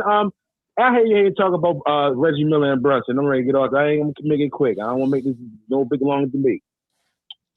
Is Reggie Miller better than Brunson? Career wise, yes. Not comparable, but career wise, yes. Career wise, like Reggie was a catch and shoot guy. Reggie couldn't get to the rack like that on his own. He wasn't a guy who could get you a bucket on his own. Tell me you didn't watch Reggie Miller without telling me you didn't watch Reggie Miller. I watched Reggie. I don't recall him having no bag like that, like a Brunson guy. You never saw the man walk up and just put it in your eye? If you're comparing him to Brunson, Brunson bag is way deeper than Reggie Miller, brother. Way deeper. Let's yes, cut that out. I'm not that's true, but they're that's why I'm saying they're not compared. They're two totally different types of players. It's better than Reggie Miller's, but Brunson's bag is way deeper than Reggie Miller's. They cut the crack. I know you did it into the old school, and I get it. You love the old school and all that. You like your time in the 90s and the 80s. But stop it. Brunson is a bag is way deeper than Reggie Miller. And I can't truly say, okay, is Reggie Miller a champion? Don't that count? Oh, championships don't count now, huh? But we're talking about the totality of somebody's career, though. Brunson has only been good for 4 years. So am I going to put he's been on his own somebody's entire career? He's been on his own now for 4 years. He's been good in Dallas too. He was good in Dallas too. What you talking about? Transformer. I mean, he was good. He was good in Dallas, but he wasn't like all-star, superstar level until he got to New York. Because he had Luka. Both of them can't have the ball. I gotta factor that in, though, Bruce. Mm-hmm. I have to factor that in. Okay, you're right, brother. I'll call you 13 points a game is your best season? Come on, man. Okay. When he showed out in that playoffs, whether that little stretch he had, and that showed his potential. He's been playing great ever since that point, I'm saying. Yeah, that's been 4 years. He hasn't been. That's been 4 years. Okay, let me say this. Okay, what about his years? These 4 or 5 quick years in New York don't count for anything? They've been in it every year. How does that equate, bro? The totality of Reggie Miller's 18-year career. Brunson has only been good, like at his peak for 4 years. Let's let him finish out to about 10, 12 years. Let him finish out his career because Jalen Brunson can still do more. Yeah, he's still do more. So I'm not going to put somebody's peak 4 years against somebody's 18-year career. That's what I'm saying. Okay, can we agree that Reggie's career is better, but Brunson got the bigger bag? We agree to that, though, right? Offensive bag, yeah. Yes, offensive bag. Okay. Yeah. Yeah. They can score in a bunch of different ways. Yeah. That's all I'm trying to get clear about. Okay, let me say this. I'm in Atlanta playing. New York is back. Hopefully this could bring New York hip hop back, Brucey. Yeah, whatever, man. Hey, keep it in the much mouth. That's for you. Keep it in the much mouth. Let me say this. this might be a good time for New York hip hop to come back because New York lit right now. Everybody, the New York love is back. Come on, What man. are you talking like Tekashi 6ix9ine? What you saying, bro? No, the New York DJ stop playing. I'm ready to play. I'm ready to say I know I'm way off subject. Yep, land the plane. These New York DJs that run the radio need to start playing more New York hip hop. That's a big thing going on up right there. There's a lot of Southern hip hop being played up in New York. Shit. Now I'm disappointed in New York. They won't get behind Griselda. You know what I mean? Because they from Buffalo. You know that's a Buffalo. Yeah. if you ain't from the city, you ain't from New York. That's how the New York City cats carry. Am I right, Bruce? He got a point. They don't play Griselda like they're supposed to. Like there's New York and Buff. That's down. It's not down. We all the rest of us real rappers. You're not a borough. I mean, you're not the borough of New York. So and they got the essence of hip hop in Buffalo right now, Griselda. So, but they won't get behind New York City. Won't get behind Buffalo. So that's the problem. But yeah, man, hit your boys back on the next topic. All right, bro. All right, bro. What's that light skinned shorty name from New York? The rapper. She trash though. But she got a fat behind. She like light skin, short hair. Matter of fact, she just got into a fight with some Ice Spice. That's what New York stands on, man. All right, moving on to the next topic. Just wearing that oversized New York jersey, bro. Moving on to the next topic. Obviously, with the somebody had to win and somebody had to lose. So the loser was clearly the San Antonio Spurs, and a lot of people, Sneed included, myself on some fronts, but not as many as Sneed, and many other people are wondering what's next for Victor Wembanyama. A lot of people are not liking some of the things that they're hearing and seeing from Victor Wembanyama, and that's interesting. So we watched Wemby, who, and this is something that I actually thought about. We know that Wemby has had a years-long, quote-unquote, rivalry with Chet Holmgren. We know that we've talked ad nauseum about all the hype that he got before he even entered the league. Yeah. He got to do this. He's got to do that. He's going to be this. He's going to be that. And in fairness, is he a tremendous young player? I think we can all agree the answer is yes. In fairness, is there a lot more that Wemby still needs to do to reach the level of potential? Potential, thank you. Yeah, that everyone had kind of put on him, and the place they had already too early elevated him to. Yes, absolutely. So when we watched, we saw his first 2 years were kind of marred by injuries. This year was the first time he was able to kind of really get through, for the most part, injury-free. Played 65 plus games. Yeah, he had to because he won Defensive Player of the Year. Second team All Pro, right? Or first team? For what? First this team, year? First team All NBA. Yeah. Yep. This year he was first team All NBA. Yeah, that's what I'm talking about. Yeah. Okay. Yeah. So he's got the awards. He did a great job. He helped to carry his team, the Spurs, through the Western Conference and all the way to the NBA Finals. And he was the best player for the most part in the Western Conference. He was one of the best players in the league this year, probably due to his disproportionate impact on defense, right? He does have offensive game. He's got skill set, but that needs to improve, and we'll talk about that some more. But the question now becomes, after what we believe is a crushing loss, what's next for Wemby? And before I play some sound that I have from the post-game presser last night, what I thought was interesting when I really sat back and started to consider all this is that, is it fair to use the term loser for Wemby? And the reason I say that, for what we know, he hasn't won in these big moments in championship situations. The reason he hates Chet Holmgren is why? That U20, the United States and Chet Holmgren beat him in France, runner-up. Last year in the Olympics, right? Was it last year or 2024? 2024 in the Summer Olympics, he gets to the finals with France. The United States beats him, runner-up. This year, 2026, no, it wasn't a curb stomp. No, remember Steph saved him late in the game? I'm just Oh, okay, cool. So USA, the one that you rooted against because you wanted to have the narrative against LeBron. Go ahead. I didn't root. Oh my gosh. Can we look? So anyway, moving right on jabs though. That's all right, man. I'm Ali, man. Don't worry about it. can move. Hey, Catch the don't like a butterfly, sting like a bee. So anyway, then you follow that up with he helps to get his team in a tremendous team effort and a great effort in some games by him to the NBA Finals. And in the NBA Finals, they end up taking that L. And so it makes me wonder, like, okay, when is he going to start winning in these situations? Like, do I want to call him a loser? I don't want to call him a loser, but if that was somebody else, I would be quite vociferous on how I'm talking about the guy not getting it done in these moments. So I got to hold Wemby to the same standard, right?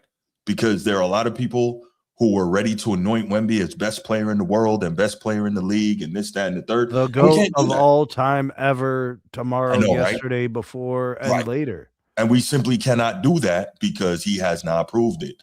Okay, man, Dalmel, yes, but it's going to take more than that, and we'll get to it. But before we do that, what I'm going to do here is play some stuff. We got about 4 minutes from the post-game presser. And when I listened to it, I also noticed something I thought was very interesting that I'm going to bring up to you and get you guys' thoughts on it. But let's go ahead and play this. And you know what we do. We start, we stop, we start, we stop. All right, let's go. Yo, that dog is disrespectful, man. Jeez. All right, let's go. Victor, I know it's the end of a tough series. I'm just wondering if you can put into words what it was like to watch that team celebrate a championship on your home floor, and does that give you and the team maybe motivation, fuel going into whatever's next? So the first thing I want to say here, as someone who's been in these press conferences, I don't know why he asked that question in two parts like that. He should have left it right at, how did it feel watching the team celebrate on the floor? Because you would assume that the next part of any great player would be like, well, that only gives us motivation. But you don't want to give the guy you're asking the question or the athlete, you don't want to give them half the answer. Thank you. What we call that is called a softball. That's what that's called. But why would you do that? Because journalism is dead. Yeah, you're right. These guys always say this long, drawn-out explanation and then say, can you talk about it? That's not a question. Right. You just told them what to say. Terror. It is. They are bums at what they do. You talk for 30 seconds. The player takes in whatever they can, and then you say, talk about it. Yeah, hell out of here, bro. Yeah, I didn't like that. I would have left it at the first half and let him take it wherever he's going to take it as the athlete giving the response, because that's going to give you something better to work with when you're writing. My thought was always, and I'm not trying to make it about me, but my thought was always get the most interesting quote you can, because that's what the fans will gravitate to, right? So don't give him half of the answer, but let's hear what Wemby had to say in response. Now, this is the gap. He always takes his time and tries to answer thoughtfully. Nothing wrong with that. Nothing wrong with that. Compared to anything before, this is the biggest lesson of my life, the biggest learning moment. I can't tell exactly what the lesson is, but we're learning from that for sure. I'm learning. That's kind of weird to me. This is the biggest lesson of my life, the biggest learning moment. I can't tell you what the lesson is. That's kind of... That's more so probably because him thinking about it, he's trying to think about it. Like he's like, what do I say? It's probably something that he's going to be thinking about for several days, possibly weeks through the off season, and then, he'd have something more definitive. I think. Like him saying, like he didn't know, he doesn't know what's next. It's probably what he's trying to say, but he doesn't know how to say that. Like I got you. More than any other time in my life before. Victor, you've had quite the journey just over your first 3 years in the league. You went from the lean times to this stage and experiencing this. How do you think all of this is going to sort of shape your mentality moving forward? That's a good question. It's going to be all of it. Strange answer.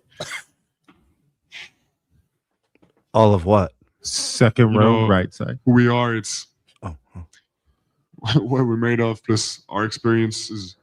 And this has been a hell of a year in terms of experience. I don't think we could have learned more and gained more experience in one playoff run and in one season, and personally in 18 months it's been hard and full of lessons. Victor, I know, again, it's too early to process maybe, but when you are going through this summer, do you think there's anything from these last few games, few months, the whole season that's going to stick with you that you're going to think about the most as you prepare for next year? Absolutely. What I'm pissed about is that there's probably 100 games before we can be back in finals. Did not like that immediate response. You're confident, but I did not like that. There's going to be 100 games before we can be back in the finals. I know you don't know what he meant by that. Yeah, he's talking about he wishes. Yeah, he wants so badly to get another chance back at the finals. Yeah, he's like it's like 100 total. It's going to kill him this time of him trying to compete. But I get what you're saying, Bruce. I know what you mean. Where I'm going. Yeah, it's frustrating to me because what I think, Bruce, for granted that he'll be right back there. But what I think it is, Bruce, is what you wanted to hear and what I wanted to hear was him saying, we have this next regular season to rebuild, regroup, redevelop, reinstall, take fix, the lessons address. that we learned. Right. Yes, and then get another chance at the playoffs. And then, Right. Yeah, so I'm with you, like bro. you got to think, Sneed is very good in English. Yes. He's a teacher. Right. He knows how to formulate that type of he knows how to formulate that type of opinion. He basically broke down exactly. That's probably what Wemby's thinking. He just don't know how to say it in the way that Sneed is putting it. Right. The way he's saying like 100 games, he's saying, "Oh, we coming back. I'm just mad that I got to play 100 games to get back to this damn game to get back to game 5." You know what I mean? So yeah. So something else I noticed, right? I didn't, and I've got some more from the post game here, but I didn't include it because there were 2 questions asked by embedded French reporters, right? And I had to listen to it a few times to get it. But I noticed that throughout this, he never says in English, I don't think he said in English, I could be wrong, but I don't recollect him saying, I need to get better, right? But when he responded in French, and I don't know if that's by design or what, when he responded in French, he said it. And I'm like, that's really interesting. I didn't know if there was somebody like he didn't want to say it in English, but when he responded to the French reporters, he did say it. Like at one point he said, clearly, we weren't ready. And he may have said that part in English. He said, we weren't ready. I wasn't ready to win a ring. I have to get better, blah, blah, blah. And I'm like, so maybe there is something to Bruce, to him being careful when he speaks English. There may be something. And he doesn't feel that same freedom and expression in English. But I like that he actually said it to somebody. Right. So it's not like he's withholding information. Yeah, but when you that French stuff, it gets broken down in English context. Yeah. But when you hear him speak English, he doesn't appear to have too much difficulty. You can tell he's been working on it for a while. But his answers, some slang, some idiomatic expression, which is not generally indicative of someone speaking a language as their second language. But Bruce, when he responds to the French reporters, his answers are more complete. Yeah. They're 8 sentences, not 4. Yeah. There's 7 sentences, not 2. He didn't say all of it in French. Remember when he just said, what are you going to do? He's like, all of it. Right. He didn't say that when he was responding in French. In French, he offered a whole paragraph. Yeah. I didn't want to include that part. He's emotionally disturbed as well, right? So when you're emotionally disturbed and you're trying to think about what you need to say in a second language, you're like, all of it. Because right now I'm pissed. But when it gets to French, blah, blah, blah, and then you kind of start spitting it out because like I know what I want to say in French. Yeah, and I'm American, I might come off way wrong. No, that's a great point. In English. Go ahead. It's a great point. Yeah. So I don't know how to say it in English, but I'm gonna have to, hold that inside of me and slow down, wait, and execute for 100 games. Pause Wemby, bro. Yep. Every team you face so far, you guys always found a way to get over the top eventually. What did you learn about how hard it is to win the finals against this Knicks team where they kept coming up with answers? Brunson just could always score no matter what in the end. I learned one of many things I learned is the margin of error is very, very thin. That was that is a great comment. Real, I like that. It's a great response. Our domination stints are absolute. We absolutely dominated for most of the series. But our errors, our mistakes are punished so hard. So a lot of you can people hear him breaking it up because he doesn't know the words fully, like punished and Yeah, but I understand what he's saying. Yeah. The Knicks made them pay for every mistake in the fourth quarters. But that's what champions do, isn't it? Yeah. Correct. Yeah, that's what champions do. Again, shout out to the Knicks. So I thought that was very interesting, though, that he said that. A lot of people took umbrage with the fact that he said that, they dominated for most of the series, but they did. We talked about it earlier, how the Knicks had to come back from double-digit deficits every single game. But Bruce, the most important thing is that he put that in there and then followed it with the second part. Yes. That is imperative that was included. Because if he didn't include it, then we'd be dragging him over the coals right now. Like James Harden and Kenny Atkinson. Crazy. Right. But no, and I do like that. And that shows to me some level of maturity that he was, we dominated, but when we made errors, they got punished, So that was very good. Let's continue. That we can't have ups and downs like this so much, The ups are okay. The downs, it's the reason we lost.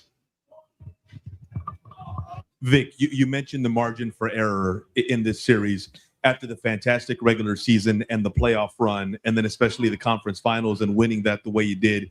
Did it surprise you that margin of error caught up to you and that you guys weren't able to capitalize the way you had? Yeah, for sure. And it surprised me that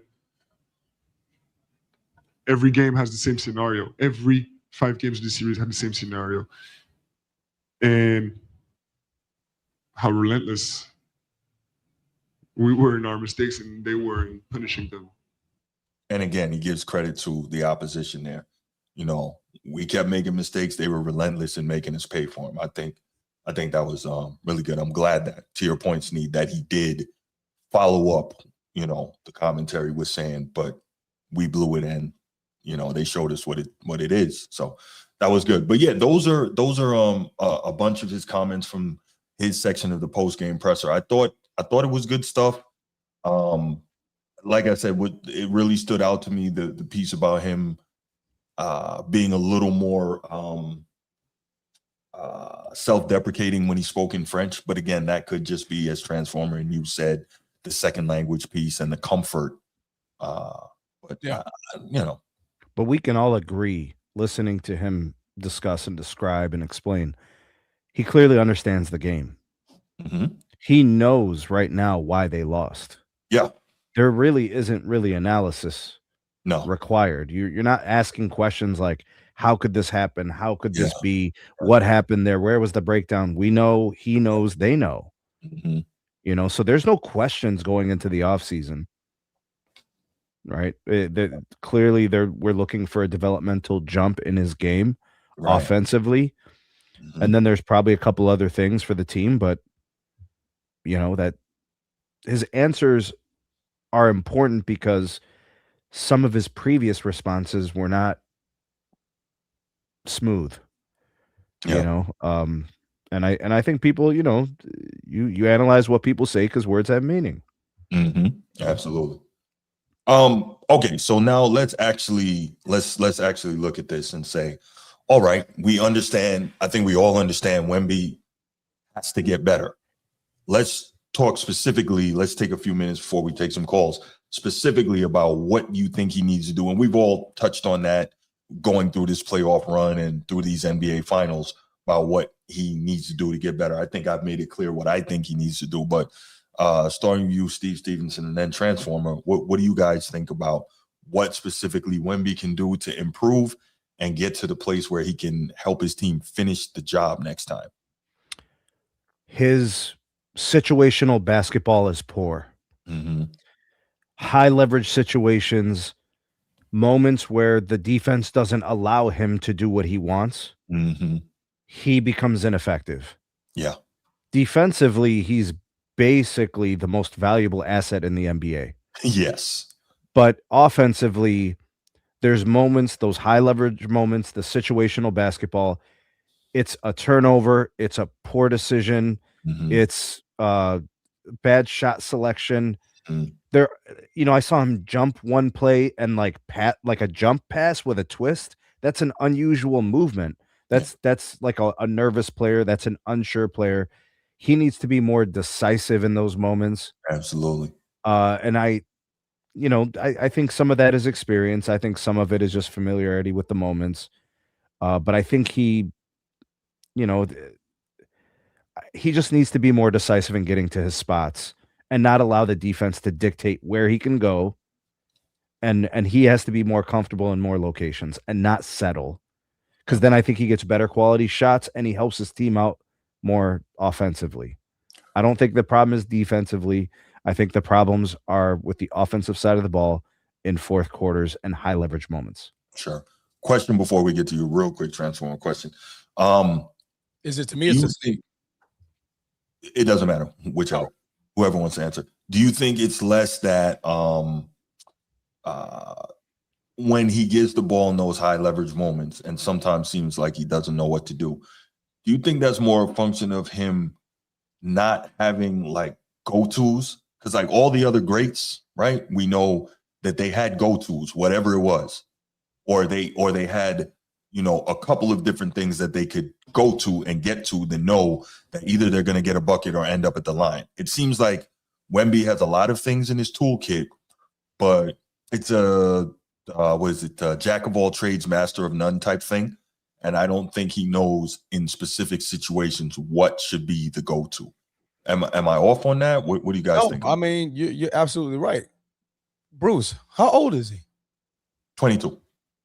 Who had a definite go-to in 3 years? The first 3 years in the league. Kareem.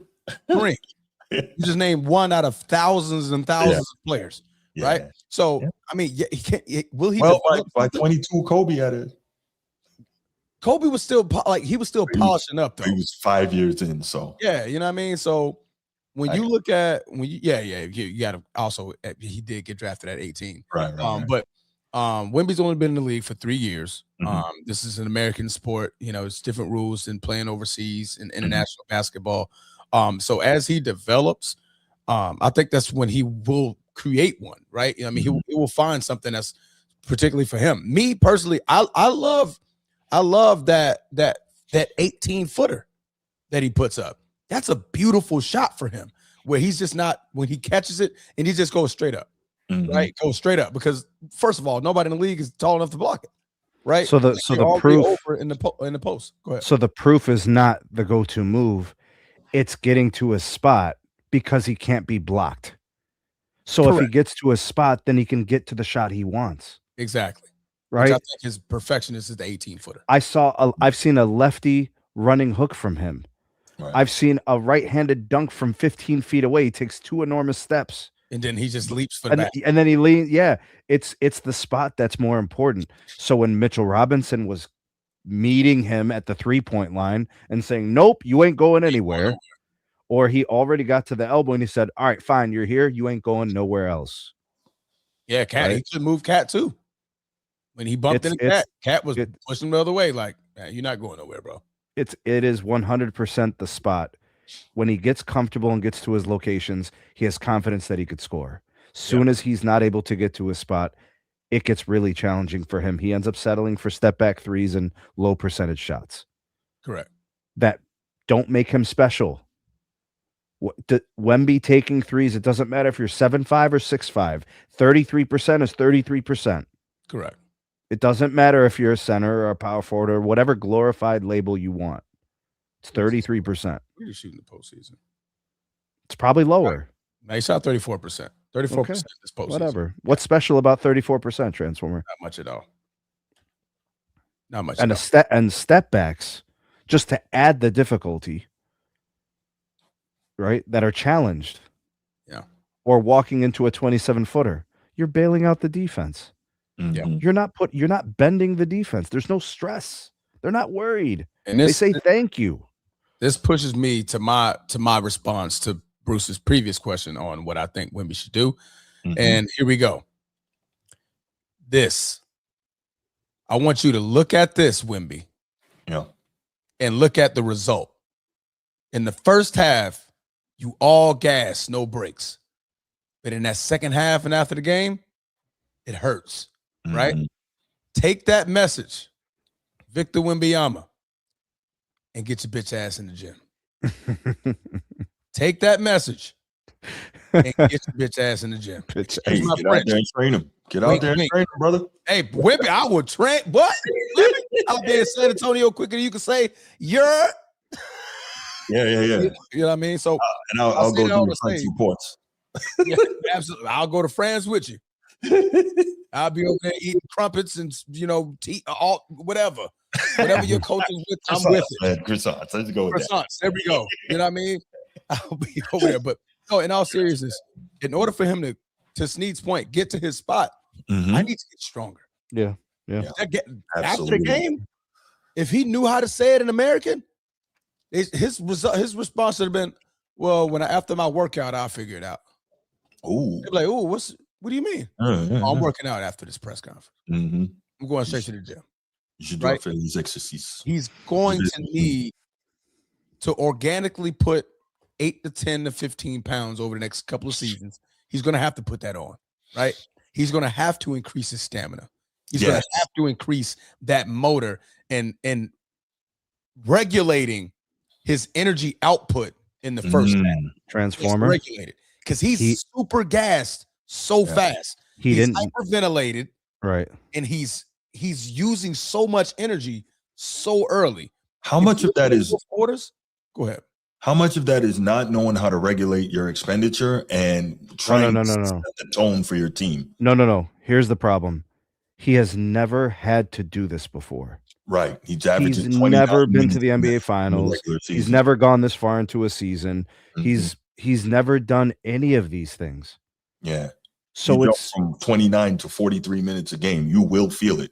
You so will feel it. the discussion about him being 22 is that he has yet to become who he is True. going to be required in this type of situation. Game 100, Mm-hmm. right? 82 regular season games, then you got to win 16 to be a champion. Sure.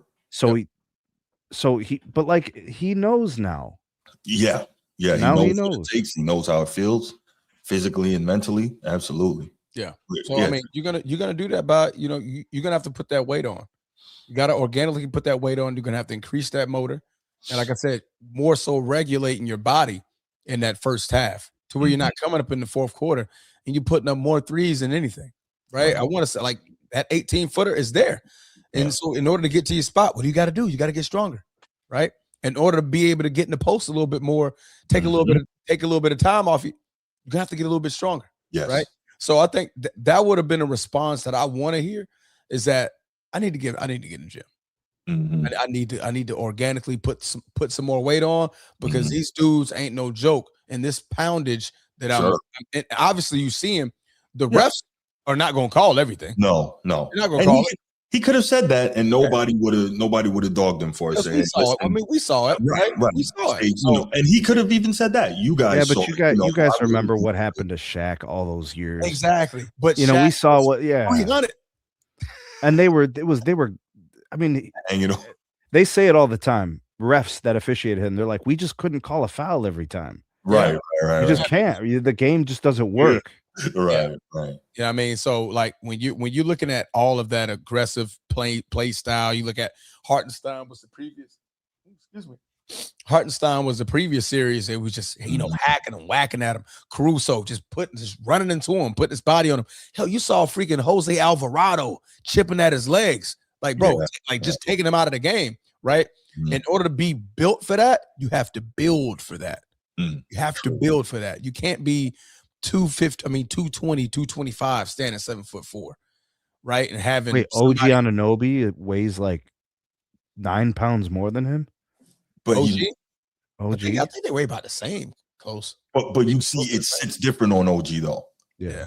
And was he OG's like 6'8", 6'9", not 7'5"? So, you know, that the build sits very differently. And you can tell OG's in the weight room. You can see it in his shoulders and across his back and on his traps. Like you can see he's got a bigger build. So the strength is I got him at 240. So OG weighs more than him. There you go. OG Yeah, does. Wemby's what, 235? You know, OG's comp out of college was Kawhi Leonard. I could see that. I could see that. His comp was Kawhi Leonard coming out of college. Yeah, I can definitely see that. You know, San Diego State, if you remember how Kawhi Leonard was, it was this great defensive player, offensive game needs polish. Yeah, for sure. And that was OG's same scouting report coming out of where the hell did he play? Toronto. No, as in college. I forget college. where he played in college. What did he play? But anyways, he had the same comp. That was his comp. And kind of becoming that player, right? He's kind of becoming that a little bit. I think Kawhi's offensive game peaked elite, you know. I don't know how long ago. OG would have to do this for a few more years, right, before we start calling him like Kawhi, you know. Yeah. Because obviously you can see like in one-on-one situations when OG puts the ball on the floor, he's not as effective as he wants to be because it's still kind of sloppy, you know, mishandling it kind of a little bit. Especially if somebody bumps him when he puts the ball down, you can see him try to get the ball. It ain't worse than Champagny, bro. I ain't got it. You know, Champagny's a walking turnover as soon as that ball gets dribbled, bro. But catch and shoot, OG, I mean, very, very solid. But again, you know, he's developing. And Victor Wembanyama's 22. That's what's so dangerous about this kid. The man's 22. And he's already at the finals, right? And he's already tasted defeat. He's already tasted that arena. He's already tasted that atmosphere, right? You know, what is like in what he's been displaying over this last two years, he wants it. I want this. You saw it at the freaking Olympics. I want this. You saw it at the All-Star game. I want this. You see it now. I want it. I just wasn't able to get it. I still need to work. But I hope behind closed doors and when he tells himself the truth, he said to himself, if I was better, we were better. Absolutely. Well, I hope he's willing to admit that to himself because he doesn't have to say it to us. We know how these guys are. But internally, as long as he says that to himself and he believes it, well, I think he could make his next step. He said it publicly to the French reporter, so I don't doubt that. Also, he said it in his third language. He said, you know, publicly, he was like, you know, to be honest with you, De'Aaron Fox was trash. I think he said it. Did you guys not hear it? That's tough, bro. Yeah, he said De'Aaron Fox was trash, man. I don't know if you want to do that. Yeah. I don't think he said that. Yeah, that would be bro. Not what a leader says. That would have been crazy transfer. Man, De'Aaron Fox was trash, man. We didn't get enough from the guys. We had to go find them at a casino in Vegas. We had to go get them. Hey, bro, what are you doing? So before we open up the phone lines on this, man, I got a question. What does Ed Dog mean when he says because he played soccer? What is that? Who played soccer? I guess he's saying Wemby played soccer. But by the way, Wemby was not. Your motor. He wasn't a back. He wasn't a midfielder. He wasn't a defender. Wemby was a goaltender, much like Elijah. That's different. You ain't doing nothing. Right. That's very different. So I'm not really sure what was the point of that statement. I mean, compass comparison, yes. Comparison to who's in the NBA. You know how you ever played 2K, C boy, CE boy, say E boy. Correct me if I'm wrong if I'm butchering your name. But you know when you creating your my player, and by the time you're done, it gives you 3 players that you're comparable with. That's what we mean. Mm-hmm. Yeah, comparison. Thanks for helping out for those Ibonics. Appreciate that. How can I help you, Ed Dog? Good afternoon, sir. What up, Transformer? What up, Sneed? What up, bruh? What up, man? How you fellas doing today? Salute. So, I said only because he was a soccer player. I was talking about Hakeem Olajuwon. That's why his footwork was so tremendous. That's what I was saying, sir. That's what I was talking about. Oh, so you Yeah, I'm a truth teller. I am very respectful on that platform, like always, and in the chat. Bruce, what's that? You got what, cricket or something on your phone? I mean, what's all that static? You said you're a truth teller and you're very respectful. Oh my God, get to the point, Eddie. Okay, yeah. Oh, anyway, so look, fellas, I had asked in the chat. Well, Sneed, I will ask you, sir, because you the Cavs fan. Both of these players was 22 when they went to the finals, and I asked in the chat, who had a better supporting cast? Was it the Spurs, Victor Wembanyama, or LeBron James, Cleveland Cavaliers, 07? Or something else. Who had a better supporting cast? Yeah. The Cavs had a better supporting cast. Well, how come they couldn't win one game? They did win one game. They lost. Oh, you're talking about the Cavs? With the Cavs. Oh, the Cavs didn't. Cavs. The Cavs. The Cavs. I thought I was talking to Steve, not Bruce Hope. I mean, what's going on, bro? The Cavs lost games by 2 points, 3 points, 1 point. I think there was one game that was a double digit. I would say LeBron's turnovers and poor shooting probably costed them at least one game. I don't think the Cavs were going to win the series. I think at least a 5-game series would have been a step in the right direction for LeBron coming off of the series against the Pistons. If they would have took one game, we would have felt much better about that Cavs run in 07. Oh, okay. So you saying in your words, you would take the Cleveland Cavaliers 07 the LeBron supporting cast over this 2026 Spurs supporting cast with Victor Wembanyama. Is that what you're saying? That Cavs team was defensively elite. They held Tim Duncan below his season averages. Most of what the Spurs were doing, they were struggling. The Spurs didn't play that great in that series, and that was probably the defense of the Cavs. They were elite defensively. Okay. Okay. For a point, Bruce, I already know who you're gonna take. What about you, Transformer? I would lean with Sneed on this one, and I'm gonna add in the factor age. Those guys were veterans in the game. Some of them, like I think that's a factor. All stars. Yeah. Gauskas was a great defensive player. Protector. He was an all-star. He was an all-star. Yeah. The Spurs are young, bro. They all puppies. Everybody but De'Aaron Fox, right? Dylan Harper's he's a rookie. Castles is in his second season. Victor Wembanyama is in his literally Mike Brown a better coach in 07 than Mitch Johnson this year? Yeah. Okay. I probably would give him. I'll put Mike Brown. Mitch is a rookie in his coaching career, right? You know what I mean? So, I would lean towards the Cavs having a better. Big Z was a horrible defender. What is going on in the live chat, bro?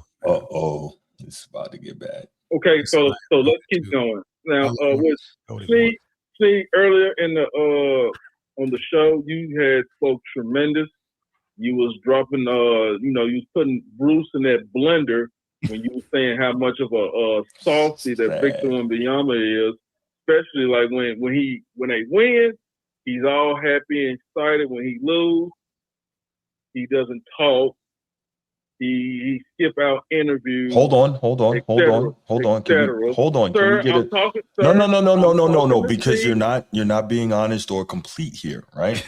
So you're saying that you just said when Victor loses, he doesn't talk to the media. He skips out on interviews. So yes, he did miss one interview. I think that was during the Thunder series, right? Yeah, we didn't like that, Bruce. Right. And if you remember, I, among the other members of the panel, excoriated him for this. So let's not, one, act as if I gave him a pass, because I did not. Now, two, what do you mean he doesn't speak to we just sat there and listened to a bunch of clips of him in the post game after losing in the NBA Finals. Before that, sir, he did get called out for that. And also, Bruce, why didn't I hear you talk about his sportsmanship? Like he did not shake nobody's hand after they won and everything like that. Did you spoke on that? Yeah, he said he spoke about that earlier. Oh, okay. Okay. I was just making sure, you know what I'm saying? I appreciate you, so desperate. Transformer. Sad. But I'm not desperate, sir. I was just I missed out, you know what I'm saying? Because like we know a certain someone, especially if he done all those dirty foul plays and everything like that. I didn't hear you kill him for doing stuff where he did to Nas Reed. I didn't hear you talk about how he was sending his goons out on paint nails, whatever that dude name is from OKC with the painted nails. He sent his goons out for that. You never talked about that, Bruce. And then I hear you talk about when he almost stepped on OG Anunoby's leg. I didn't hear you talk about that. I did. I actually talked about that the other night on Man Down Sports. I didn't know about it until Mel pointed it out to me. Then when I went back and looked at it, I addressed it. But you know, you're so desperate to try and catch somebody. I didn't hear you talk about it on the Format podcast, though. I'm just saying. I didn't hear you talk about it. So desperate. Sad, man. That's not desperate, sir. I'm just making sure. You know what I mean? You sure you're not desperate? You're the same one in the chat always to cook Bruce, call in and cook him. Why you don't come cook me? Pause. Why you don't do that? Oh, you're a coward. My bad. Go ahead. Everybody knows it. Everybody knows it. That's the sad part. Bruce, only you knows that, bro. I have no. Oh, you heard him admit it? You heard him admit it? Bruce, first of all, I had no reason to duck the smoke. The smoke always come to me at 7 or 6 o'clock in the morning in my DMs. I don't know what you're talking about, man. Yeah. I'm pretty sure. I get text at 1 o'clock in the morning, and when I wake up and respond, it's a problem. You have to call my brother to come talk to me and everything like that when disturbing my Saturday. But that's neither here nor there. So let's keep going. Look, at the end of the day, man, I do like all jokes aside, man. I hope Victor gets in the lab, man. I hope so, too. You know what I'm saying? Work on his post game. But, man, look, bro, his age shows, bro. You know what I'm saying? It all shows. And then, like, now, D Fox, man, you supposed to be playing like a 200-plus M player when it comes to the finals, bro. Like, straight up, you really do. I ain't going to put all the blame on him for the finals. Right. You know what I'm saying? Because he did play good in the Portland series, the Minnesota series. I know he set out for 2 games against OKC, but, man, everybody was killing him in the meeting, which deservedly so. He does deserve the blame for it, which is true.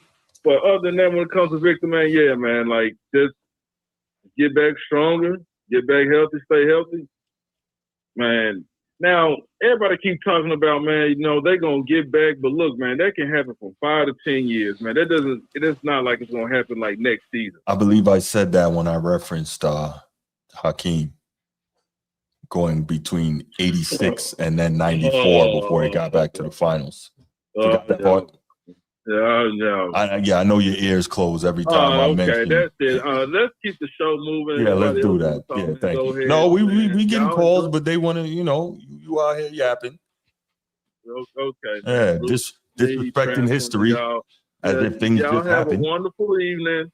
Have a wonderful evening. I know Bruce cannot help but keep cutting you off, Sneed, bro. I got your back, bro. 100. Be safe, bro. You be you. Yo, Nino, why are you coming for me, bro? What is this?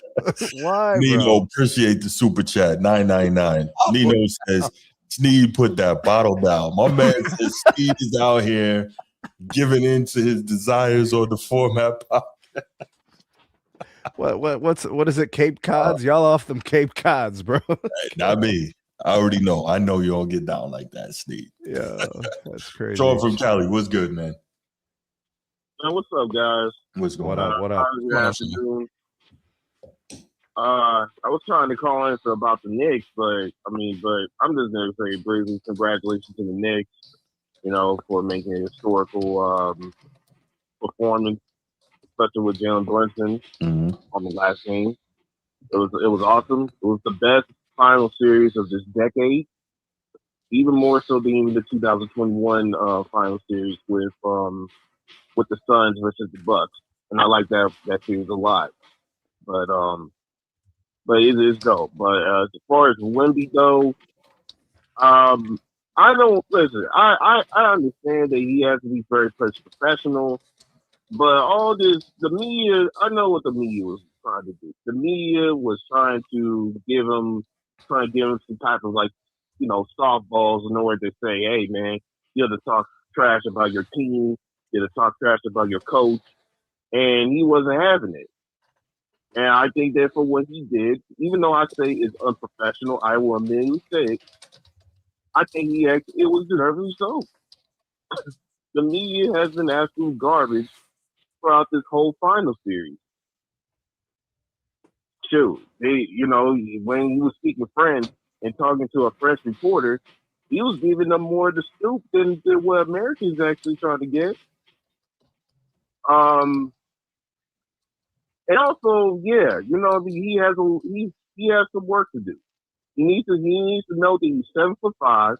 You're not 6'6" or 6'7" or 6'4". You are 7'5" giant, and you supposed to be being the post at times when they need you. Like shit on a certain situation where you supposed to be in the rebound, not Stephon Castle at that last possession. You supposed to be in the rebound, or you should be not even be shooting too many for 3-point shots. You should be shooting mid range. Like long twos is fine. Like I love his versatility, but at the same time I look at it as a weakness.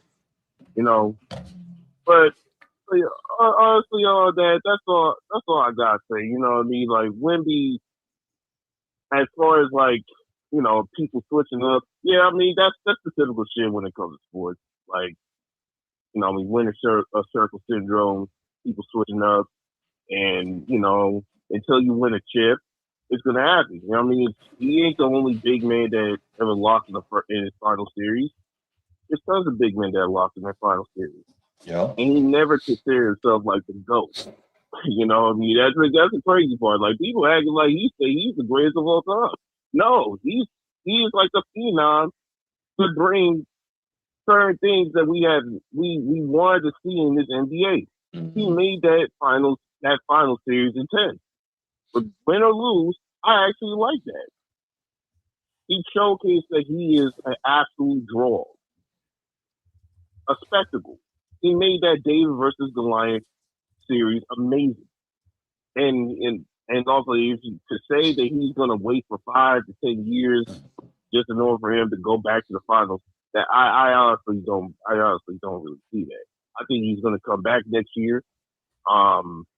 Like most of the Spurs, outside probably De'Aaron Fox or maybe some bench players, they're probably gonna have to move Harrison Barnes and all these old guys out of the pavement and get some younger guys. Outside that, you know what I mean? The Spurs is still a top 2 team in the West.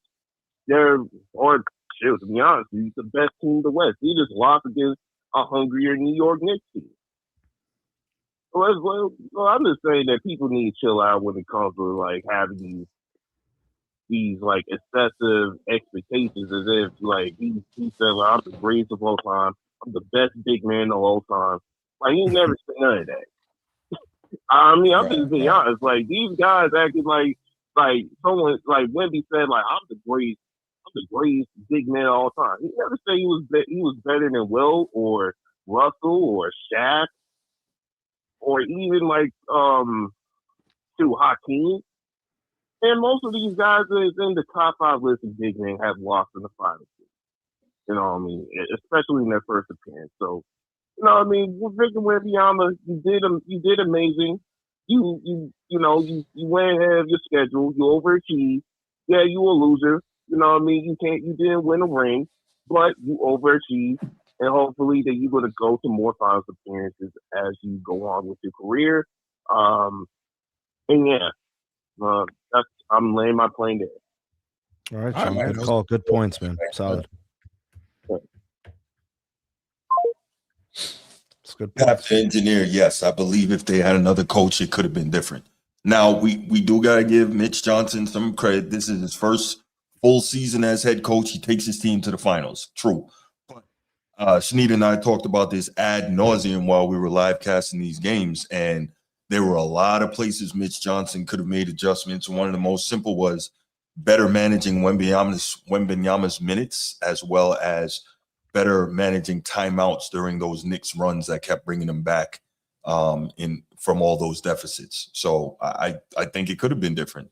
And yeah, exactly. LeBron lost his first finals, went on to win 4. Shaq got swept in his first finals, of course, against Hakeem, your dream. He got swept in his first finals, came back, and he's got 4. So nobody's saying this is the end of it all for Wemby. I just think we need to understand, and hopefully Wemby understands, it's no guarantee that he's right back there next year. That's the thing. Yeah, especially with so much parity. Right. It's a whole lot of parity. Like, players can get moved a lot easier. You're an injury away from not making it. And this has been he was relatively healthy this season, played 64 games. We saw what happened with the blood clot in season 2. So like there's like I get what you're saying when it could be some years, right? Sure. Because the league is full of so much parity.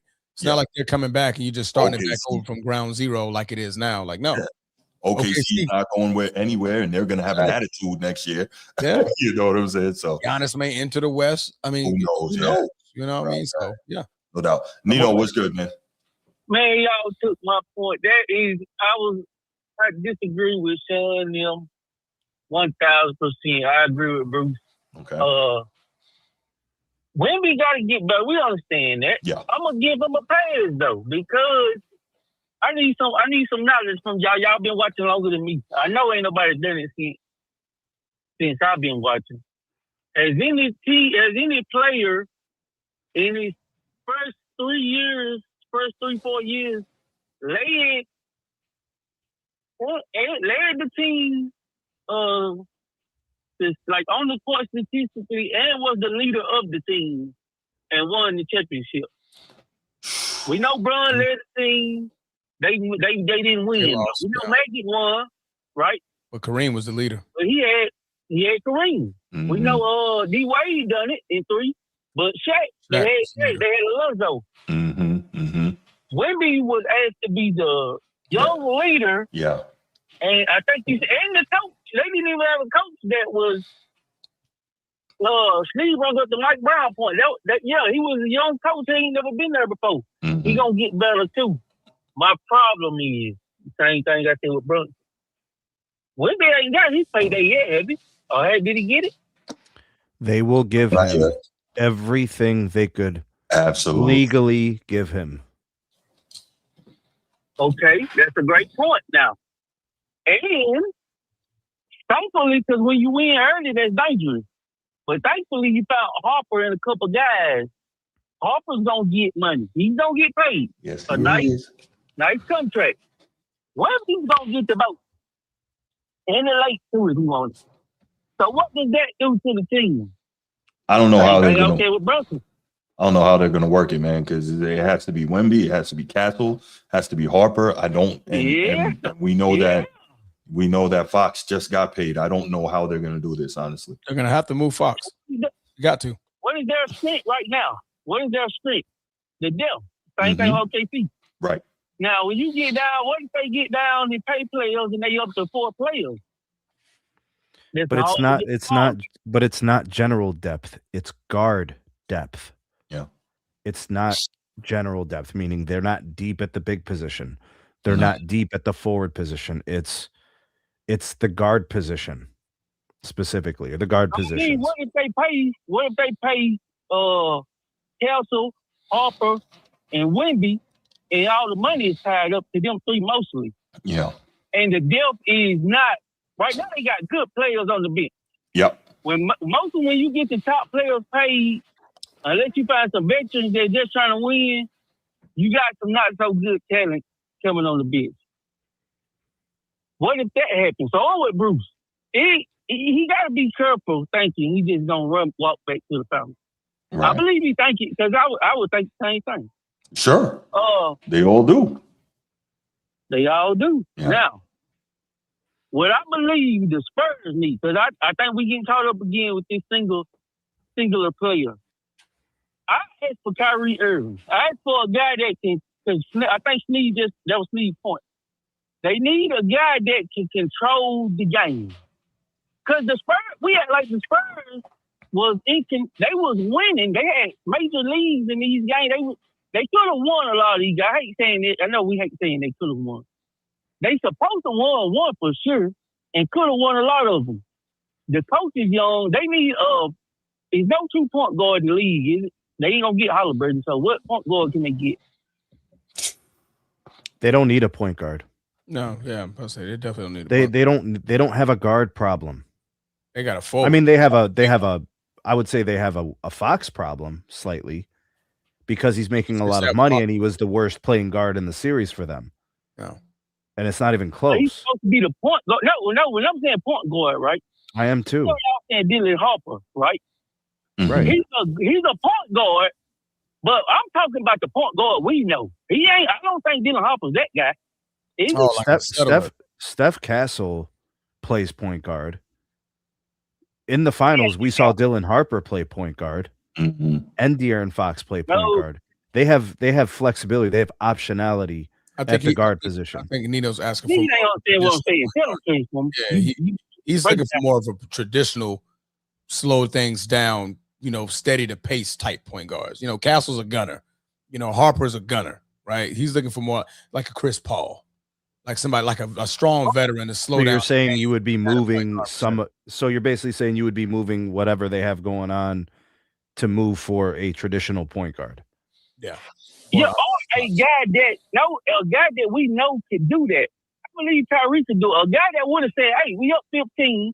Wemby, take your ass down that block. Don't shoot now another 3." But let's be clear about this, though, Nino. They brought in De'Aaron Fox for this. Yeah. Let's just make sure we're clear that's what they thought they were getting with him. They just didn't get it with him in the finals.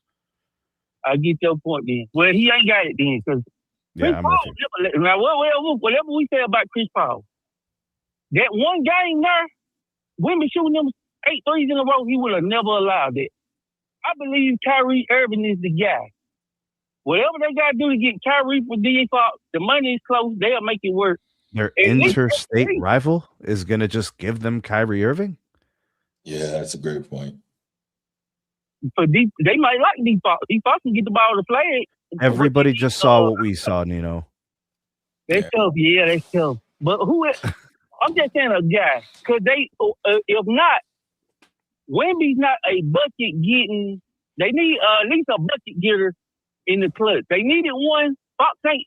If Fox, do y'all agree with this? If Fox not penetrating and Wemby got the ball and he was the worst shooter on the Spurs. He's not a spot up. He cannot spot up shoot consistently. So basically, if he don't have the ball in his hands creating, he really can't do much because he can't really shoot that 3, that stand up 3. Right. So, but the point I'm making, I agree with Bruce and everybody else that agree with it. Wemby got to be careful. No, you're absolutely We got to right. be real careful. No doubt, no doubt. Well, I appreciate the call, brother. Let's get Bruce on the line, and then we'll get to this last topic, man. All right, Nino. Thanks for the call, brother. Bruce. All right, last call on this topic. Bruce and Bruce only. Let's hear from you, and then we will go on because I'm sure Sneed has some great thoughts on the next topic, and I can't wait to hear him. Yeah, Bruce, waiting for you, brother. Yeah, we got to talk about Brunson's place in the top 5 of the league, man. Big shot, Brunson. Mm-hmm. You talk about the Brunson burner? Top 5. Top 5, you say? Well, the topic is top 10. Like Izzy. Oh no. You want to? We'll try to make the case. What's up? Try. Yes. So I'm reading off topic. What Wemby got to do next? First of all, I'm gonna ask Transformer this question. You being a guy who personal train, into diets and nutrition, what nutrition plan would you put him on, and what workout regimen would you put him on to strengthen his base? Well, that's confidential information. One, because I'm not giving out free information over Right.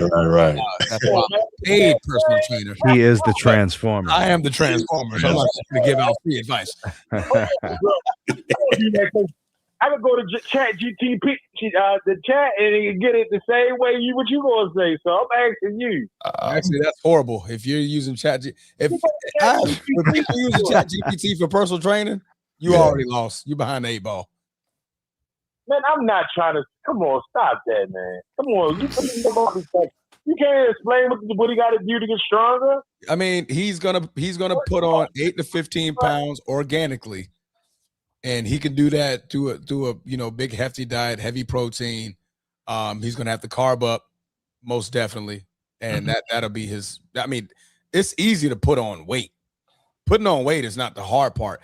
It's putting it on organically that's going to be the challenging part as he builds his strength. That's that strength. But I get it, Transformer. You're a capitalist, brother. It's all about the capital. It's all about business. I get it, bro. I got to feed these kids, man. Well, I saw a lot of things when we went wrong, what he got to do better. He got to be more decisive with the ball when he get it in good spots. I've seen a lot of times in his finals, he get the ball and he hold it. Great players already know what they're going to do before the ball touch him, and they know it's coming his way. And I've seen a lot of times, a lot of stuff not to blame on Wemby, man. I've seen a lot of times down, he had mismatches in the post.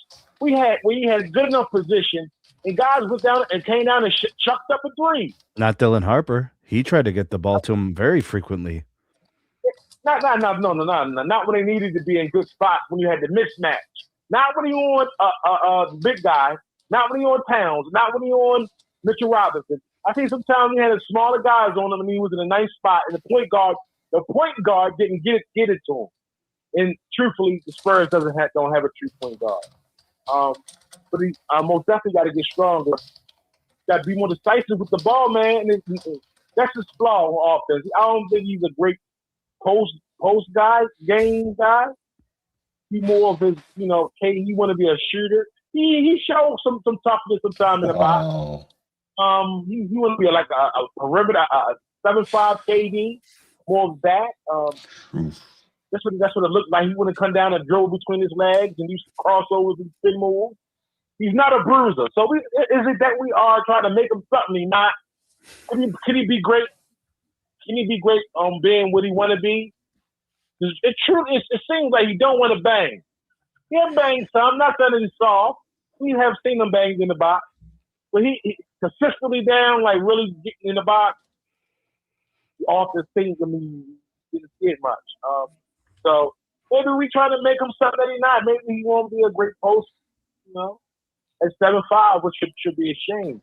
He's not decisive with the ball. He got to get better with his post move, with footwork in the box.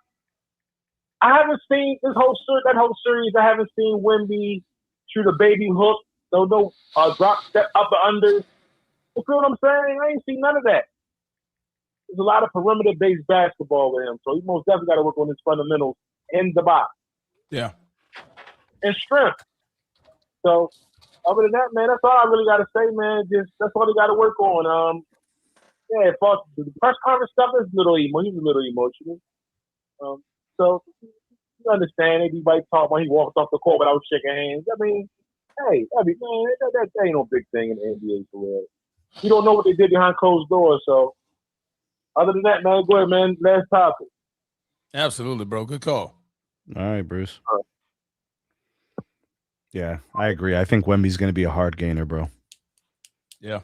I think it's going to take him a few seasons to, I don't know, if the end game is 260 pounds, it's going to take several years. Oh, absolutely. It's not going to happen in an off season. He's going to have to, I think, embrace the weight room. Yep. And get comfortable just eating a lot frequently. Extra meals, extra snacks, extra carbs, extra protein. Yeah, he should have meal replacement smoothies and shakes 3 times a day on top of whatever food. It's just that's what it's going to take. And the powerlifting is going to be important. He needs to. It's the power movements. It's the snatches, cleans, deadlifts, squats. It's going to. I'm almost positive he doesn't do those often enough. There's just no way. No, true. Before we move on, just one last thing. Devin Vassell reveals that Dylan Harper was upset with playing time after the Spurs. Yeah, I saw that. The Knicks. Yeah. He said the first year standout was upset with playing time and different roles he was in, but persevered. So he saw what we saw. He did everything his coach asked him to, Transformer. Why was Dylan Harper on the bench? when Darren Fox is messing up the game. But continue. He did everything that Coach Mitch Johnson asked for him. He balled out. He asked him to defend Brunson. He did. He asked him to play point guard. He did. He asked him to play off ball. He did. He asked him to sit on the bench for D Fox. He did. Didn't he? He was the leading scorer in the last game, wasn't he? Of course he was. He was the leading scorer off the bench. 25 points, 10 for 19 from the field. But D Fox played more minutes, didn't he? Yes, he did. No, of course he did. Of course he did. What the hell do we know, dog? Not a thing. Nothing. That's why we're sitting here and they're getting paid. So I'll be in France with Wemby, though. We got this next topic. Last one. Yes. All right. Absolutely. Let's take the show home with this last one. I think this is one of those things, Bruce, that you know the discussion's going to happen. Okay. Now that Jalen Brunson has won a championship and an NBA Finals MVP, it's going to place him in a discussion with the top players in the league. I think the best way to do this, for the sake of entertainment purpose and the ease of comparison, is to look at Jalen Brunson's perceived place in the pantheon of great players in the league and then compare him to each one. So, consensus, he is now, without a doubt, a top 10 player in the league. Do I have any opposition to this? Not for me. That he's top 10 player in the league? I'll name some players if you'd like, Bruce. Sure. Top 5. Who's better than him? Is Nikola Jokic better than him? Yes. Yes. Is SGA better than him? Yes. Yes. Is Giannis better than him? Yes. Is Luka better than him? Yes. Yes. Is Steph better than him? Right. Steph's getting older, man. Because consensus places Steph at number 5 in the league. Number 5? 5. He's not 5 anymore. Yeah, not right now. No. These are the things that I don't understand, bro. They got Steph in the top 10. Where do you get this from? If you just do a quick Google search of the top 10 players, Steph is in there. Are you saying top 10 current players? Current players, yes. yeah. What current? Yes, current. The list I made, Steph can't be any higher than like 8. Okay, so you got him in the top 10. Yeah. Okay, Jason Tatum. Yeah. Better than Brunson? Yeah. I would take him off the list. Kevin, you take Tatum off the list? Yeah, for now. I need to see him in a full season. Okay. Yeah. They still have Kevin Durant as a top 10 player. After that after that postseason, I'm not putting them in my top 10 right now. Anthony Edwards? Jalen Brunson or Anthony Edwards? I'll take Brunson. Yeah. Devin Booker? Brunson. So I think between the three of us, we have Brunson replacing Wemby, at least 3 or 4 of those guys. You didn't mention Wemby. Oh, okay. So and then Wemby's in there. Yeah, Wemby's in there. Okay. I'll be remiss. I'll probably take Jalen. I'll put Jalen Brown in that top 10. I was just about to say that. Like Jalen in there. Cade Cunningham. Okay. I'll argue he could be in the top 10. Jalen Brown. So what I would have done if I was looking at this is I would have looked at the MVP vote getters, right? Yeah, who was that's getting good, nominated and who was getting votes. And I would place those guys ahead or with Jalen Brunson. A couple of things to consider with some of those players. Luka Doncic and Jalen Brunson kind of have the same role on their respective teams. Pretty much. That's an easy comp. When you line him up with guys like Giannis, it gets more challenging because Giannis plays elite defense. Very elite. Joker is the do-it-all offensive player for his team. Correct. So his numbers are gaudy, right? Just constantly racking up stats. Yes. So statistically, he'll look more dominant than Brunson because he scores like Brunson, but assists like an elite point guard, right? The assist numbers are very high. So people will fall victim of that, I think. I think it's a lot closer than people know. Joker and Brunson. I think it's closer than people realize. Excuse me. I think Jaylen Brown is better than Jalen Brunson. I think so Yeah. too. Because of the value on the two sides of the ball. Exactly. Right. But I mean, and I think Anthony Edwards as well. I think he's valuable on both sides of the ball. slight edge, but it's like 5 guys. 5 guys might be clearly better than Jalen Brunson based on outcomes and outcomes Yeah. only. Because here's what I'm looking at. Joker is a champion and a multiple-time MVP. SGA is a champion, multiple-time MVP. Giannis, same thing. The rest of these guys are one-time champions but lack MVPs. Right. That's kind of where Jalen Brunson is, right? One-time champion, Yeah. really nice playoff run and finals MVP. So he's kind of like in that same air. I think he belongs in clearly the top 10. Yeah. I think he's on the periphery of top 5 Top 5. in a 6, 7, or 8 range. And I'm not going to fight you for it if you think he's better than Edwards. Fine. I'm not going to fight you for it if you take Jaylen Brown. I'm good with it. But like him and Luka is kind of a real thing. It's kind of they just do the same thing. so like you're picking Yeah. So in the NBA Finals, when everything was there for them, Brunson beats the Spurs in 5, and Luka loses in 5 in the NBA Finals. So I got very different outcomes. Oh, okay. Against it. Okay. I got what you're saying. A lot of people say that Luka is very clutch. I don't think he's Jalen Brunson clutch. I mean, he's seen Luka hit tough shots, but Brunson's winning chips now, right? Yeah. He. And I mean, Like Luka. Karl Anthony Towns gave him nothing yesterday, and he just took over and won it. Right. 45 points in 41 minutes when his top running mate gave him nothing. Yeah. I think but that's special. we've seen 50-point closeouts from Luka Doncic in years past and things of that nature. So, But what about SGA in the NBA Finals last year when J-Dub gave him 41 in Game 5 or whatever it was, or Game 6? What was it? I think it was Game 6. Game 6. Yeah. Jalen Brunson didn't get that, bro. No, he did not. He was a solo act. Yeah. In Game 5. So I want to boost Jalen Brunson a little bit just because of the feat that he was able to achieve. I want to put him past a couple of guys. So yeah, I got him top 6, top 7. I think he belongs in that discussion. All right, Bruce, what do you think?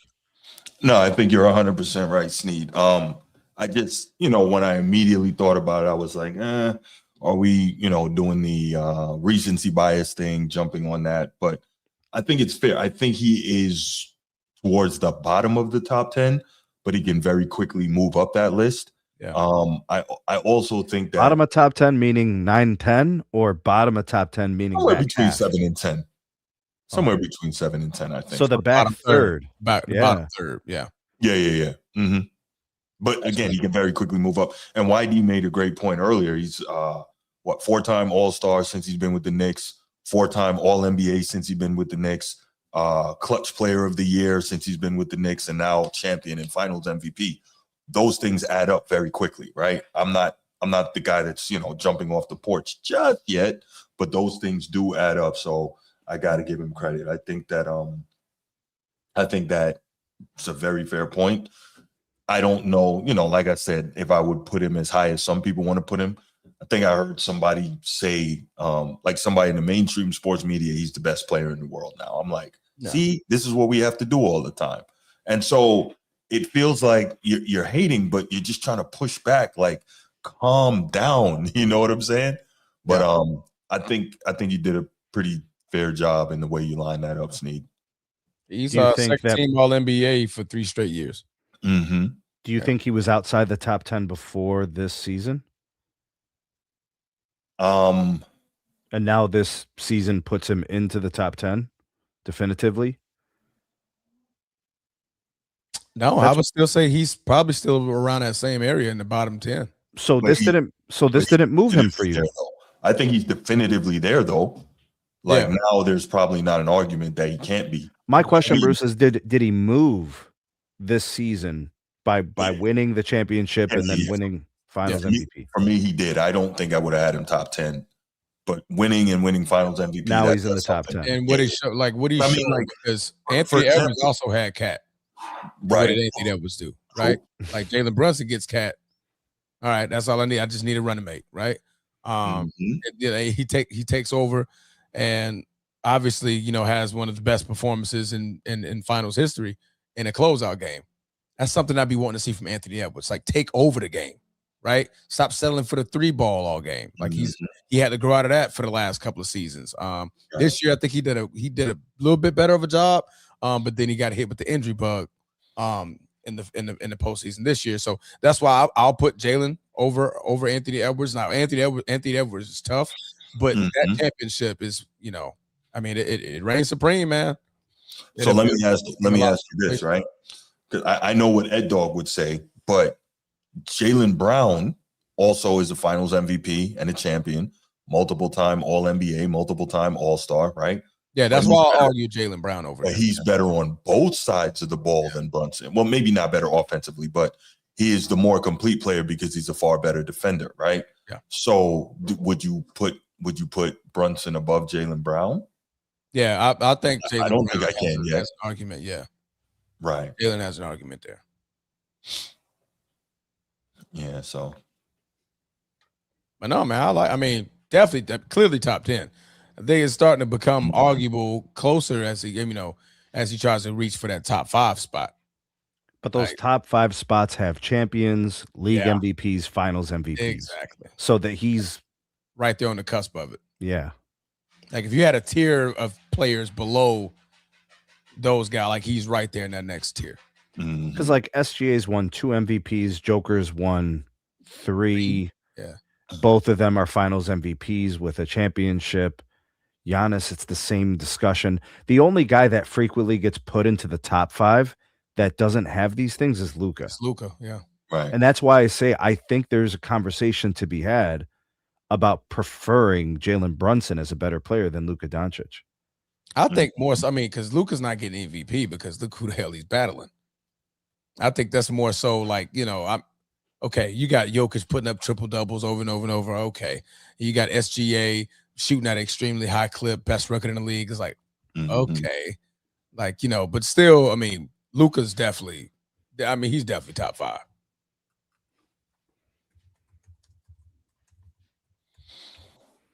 Cade Cunningham is climbing up that list, though. Oh, yeah. Cade, I'd say Cade. It's fair to put Cade in the top 10 because I think he does a lot on both sides. Yeah, big time value player, facilitator, right? Leads great and stuff like.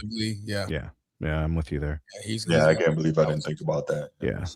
Mm-hmm. I would prefer Cade over Steph, which they're putting Steph and KD top 10. I'm taking those guys out. I'm instantly putting in Wemby. I'm instantly putting in Cade. Yeah. How the hell do you put KD and Steph in a top 10 at this point? That's crazy to me. It's just nuts. In the postseason. Right. I don't think Steph's been in the postseason the last 2 years, has he? Has he been in the postseason? I don't think he made the postseason last year. Did he not? Did they play in last year? No, yeah. They were playing and then they got to the second round, right? 2014. The Pistons? They beat the Rockets last year. Oh, okay. In the opening round. Oh, okay. They won they won their playing matchup, and then I think they played the Rockets. Yeah. Then they got swept the next series. Yeah. Remember, Steph got hurt like in the second minute of game 1. That's right. Hurt his hamstring. Yeah. Just for context, this is important. Jalen Brunson, in the course of his career, I would say he's been averaging somewhere between 70 and 72 games a year. So he's generally available. Yeah. He's and this version of him with New York is like, that's the him, right? Yeah, with the Mavericks, he was second to Luka. But since joining the Knicks, he's averaging 26 a game. Yeah. He's probably close to 50%. He's probably about 48%. 3-point, it's down this year, but generally he's about 38 or 39%. Free throws, he's mid-80s. It's pretty good. He's been very consistent. I think it's fair to describe him. Yeah. But he is a score first point guard. Oh yeah. He is looking to score primarily for himself and takes on the responsibility of scoring duties. Yeah. Well, he's shown he can handle it, has he not? Well, even with Cat, like his scoring average is still 26. I mean, Right. look at this Sneed. I mean, when the postseason arrives, he shows up steps and up. he's starting his last year in Dallas. He in the regular season averaged 16 points a game, gets in the postseason, averages 21 and a half points per game. Following season averages 27 points in the postseason, 32 points in the postseason, 29 points in the postseason, and 28 and a half this postseason. All tick ups from the regular season. So he steps up. He does. Tough shot maker. Big He's there shot, to- Brunson. He's there to really support his team offensively when basically nobody else can. And then when he gets the support, obviously it alleviates a lot of the responsibility. Yep.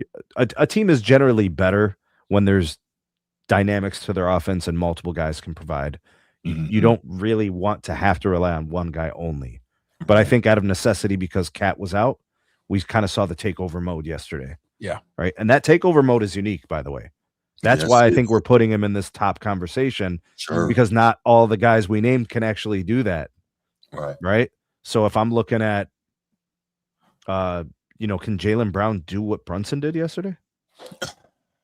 I don't think so. I don't think so. Not in the final. No, I Can don't. Anthony Edwards do what Jaylen Brunson did yesterday? Maybe. I could see it. If AE gets hot from three, then yeah, I can see him doing it. Can Giannis do Well, what? wait a minute. Can we go back? Giannis do it? Right, we've seen it. He had Can that we go 50 back- burger, yeah. Can we go back a quick second? Maybe Jaylen Brown from a couple of years ago can't do it, but now we know he can. We saw him carry the team and average 29 this year, right? So yeah, Yeah, I'll give you that. yeah, it's a little different now. How can we take Curry? We're taking Curry out. We're not talking about in his career, brother. We're talking about current players in the NBA. Right. Like right now, definitively top 10 best players. Music Make Me High, 7170. Music makes me high. What is that? Music Makes Me High? Lost Boys. I thought it was Tony Braxton. Way Did Tony off. Braxton have a song like that? Tony Braxton? Did Maybe, she have a but song like that? It's definitely Lost Boys, though. Something makes me. Mhm. I'm thinking the verbiage is similar. That's what I'm thinking about. Yeah, well, Not music. I don't think it's music. What is Yeah. that Braxton song? but all right. We are gonna leave it right there. That was a great topic. Not gonna take any more calls on this one. We're already running up against almost 3 hours, so we're gonna leave it right there. I definitely appreciate everybody who has been involved in the chat. I appreciate everybody who called in today. Thank you so much for the super chats. Appreciate those as well. Absolutely. Y'all know what time it is, man. If you're watching a show like this, we know that you talk sports with the other people in your life, so make sure you share this with them. Like and subscribe, hype videos, do all this stuff, man. Help us grow, because we are trying to get to 10,000 subs by the end of the year, and we know that with your help we can do it. All right, so we will be back when we're back. Enjoy the World Cup, and we out. Peace. Hey, UFC fight night tonight too.